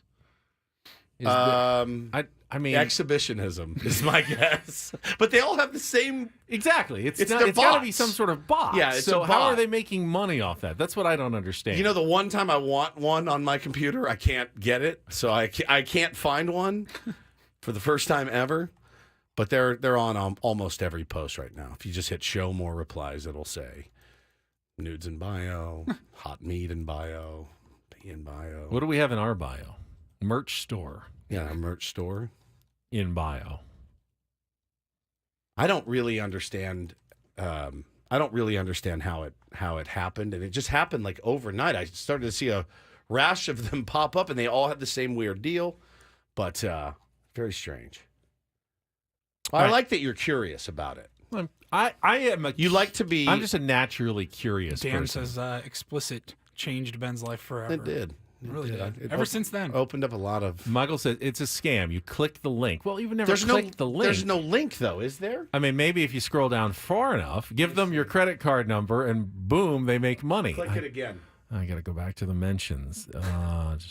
Beatrix? There she is. All right, so is there a... click her name. Oh, that link. Oh, this link there? Yeah, click the link in the bio. Click that link. I'm not going to click that link. No chance I'm clicking that link. That's for content. Such a square. That drains your bank account immediately somehow. I'm not dumb enough to click that link. I just don't. Is there anyone who's like dumb enough? Yeah. Yes. To click that link. A lot of sad, lonely people out there. You probably told the story of the guy that gave away American secrets because he thought the girl from Ukraine would actually really like the guy with top level security clearance. What is on your screen? Oh, this. Nuclear submarine codes. If you want those, be happy to share them with you. Yeah, don't click it, Ben.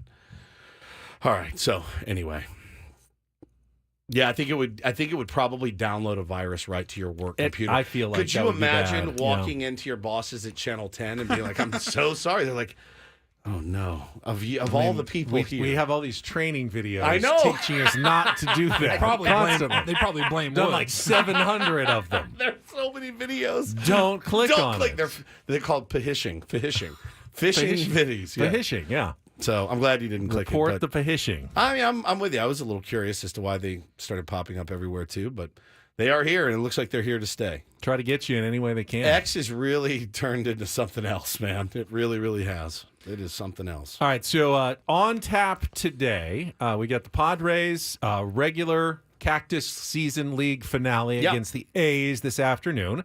Tonight, best of luck to Stacey Terry Hudson's SDSU women as they compete for a spot in the NCAA tournament in the Mountain West Championship game against UNLV. Will they have to win to make? Oh yeah, they're not. Okay, yeah, they finished. They're the 7th seed. 7th seed. Oh, that's right. Then again, the Aztecs are the 5th seed, and they're definitely going to the NCAA tournament, whether or not they win the NCAA's or not. But it's that's not the case on the women's side. They have to win tonight if they want to get in, probably to keep their season going. So the last time they lost by 59 points. What is the spread tonight, I wonder? That's a good question. 7 at home and 59 on the road. There's quite a disparity. But UNLV only won by 10, and it was a close game last they said night. 7. Last night in the semifinals. So now that's a different team, obviously. But yeah, it was like 100 to 41 or that something. Is something else. The last time they played UNLV. Okay. And they're getting a rematch with an NCAA tournament spot on the line. And then tomorrow morning, not only do we have our 4-hour program from 6 to 10, but we also have our first Padres 97.3 The Fan Roundtable from 10 to 11, brought to you by Roundtable Pizza, where we bring all the hosts in, other than Tony, who's going to be on the plane to Korea, but Sammy's going to take Chris his place. Ello, who I don't think will be here. He is, because he's in Las Vegas tonight calling the women's game. But we so got Sammy. You, Sammy. You, maybe Paul, Sammy. Well, it's just basically our show. So just, Annie, just Elston, an extra hour of Ben and Woods. Annie and Elston as well. And we will kind of discuss things as a group. Sometimes it's better. Group discussion is productive, therapeutic at times. Yeah, I agree. I mean, look, and there's a few things in this world that you're supreme at. Supreme. Moderating is one of them. Moderating a panel. I have never been more impressed with you. Like, I could watch you get a hole in one, and I'd be less impressed. Thank you. Then you would have enjoyed me at the Barrio luncheon as well. Oh, your moderating at that fantasy panel. camp was like, I was so proud of you. It was elite moderating. Were you also on one of those Tim Flannery cookies during that, or was that where you stone cold sober for that one? No, I was sober for that one. You were sober for that one. I was not for the music. That was the music, but not the moderating portion. Your moderation was fantastic. Tomorrow, I look forward to it. I did hear on the way out yesterday, in passing, I was walking ahead. I heard Adam suggest that he has some ideas for Ben that he would like to send over. Maybe just some interesting topics. And I heard Ben dismiss him and say, were you insulted when he asked? I said, I'm above that. Like I wasn't hey, insulted. Didn't you say, I'm good, Skippy. I don't need your help? I think that was exactly what you said. I think I was more concerned, because I'm always willing to take suggestions. I just don't want someone to be offended if I don't use their suggestions. So I just warned him, please send them to me. I may use them, I may not. Why'd you call him Skippy then? I didn't call him Skippy. It was not part of the discussion. There was no Skippy in the discussion. But yeah, I wanted Adam said he patted me on the head. I saw that too. I did. I got it, pal. Don't worry about it. I didn't want him to think that I'm simply going to take his list and just go item by item down Adam's lists of topics. I like then to... you shoved him into a locker. Yeah, exactly. So Sammy, I like when a conversation is free flowing and like when it has an arc. Like it's 9:52 right now. I'm so exhausted. Then I know that 24 hours from now, I'm going to be sitting here going, cool, I have another hour to talk about what we just talked about for 4 hours. And nothing's happened. The good news, though, it's commercial free. It's commercial free. Also, what's happened since then? Each regular got NAB, then they went to PAC, and they got on a plane. Yeah, but we haven't really talked about these things with Craig and Annie, and that'll be different for us. That's true. To have, always having a different voice kind of takes a conversation in a different direction. Okay. And that's the point of the roundtable. Yeah. So I think it'll be interesting. Of course you do. Illuminating. Do you feel... Please bring a good attitude. I'm finding it difficult. Please. I'm going to be honest with you. I'm finding attitude. it difficult. It's up to you, though. You have to ask the right questions. You have to make me engaged. Because I'm tired. I know. I'm tired. I'll be tired, too. Yeah, you'll be very tired. But you're moderating. Paulie will be leaving. I'm out of here. Have fun. Do you want to? No. Roundtable Pizza will be there, but that doesn't help necessarily Woods, who's on the sdfatloss.com program at the moment. Am I? I think you deserve a piece of pizza for the roundtable. Just to get you through it, right? You don't need it, man. Don't do it. Oh, I'm doing it.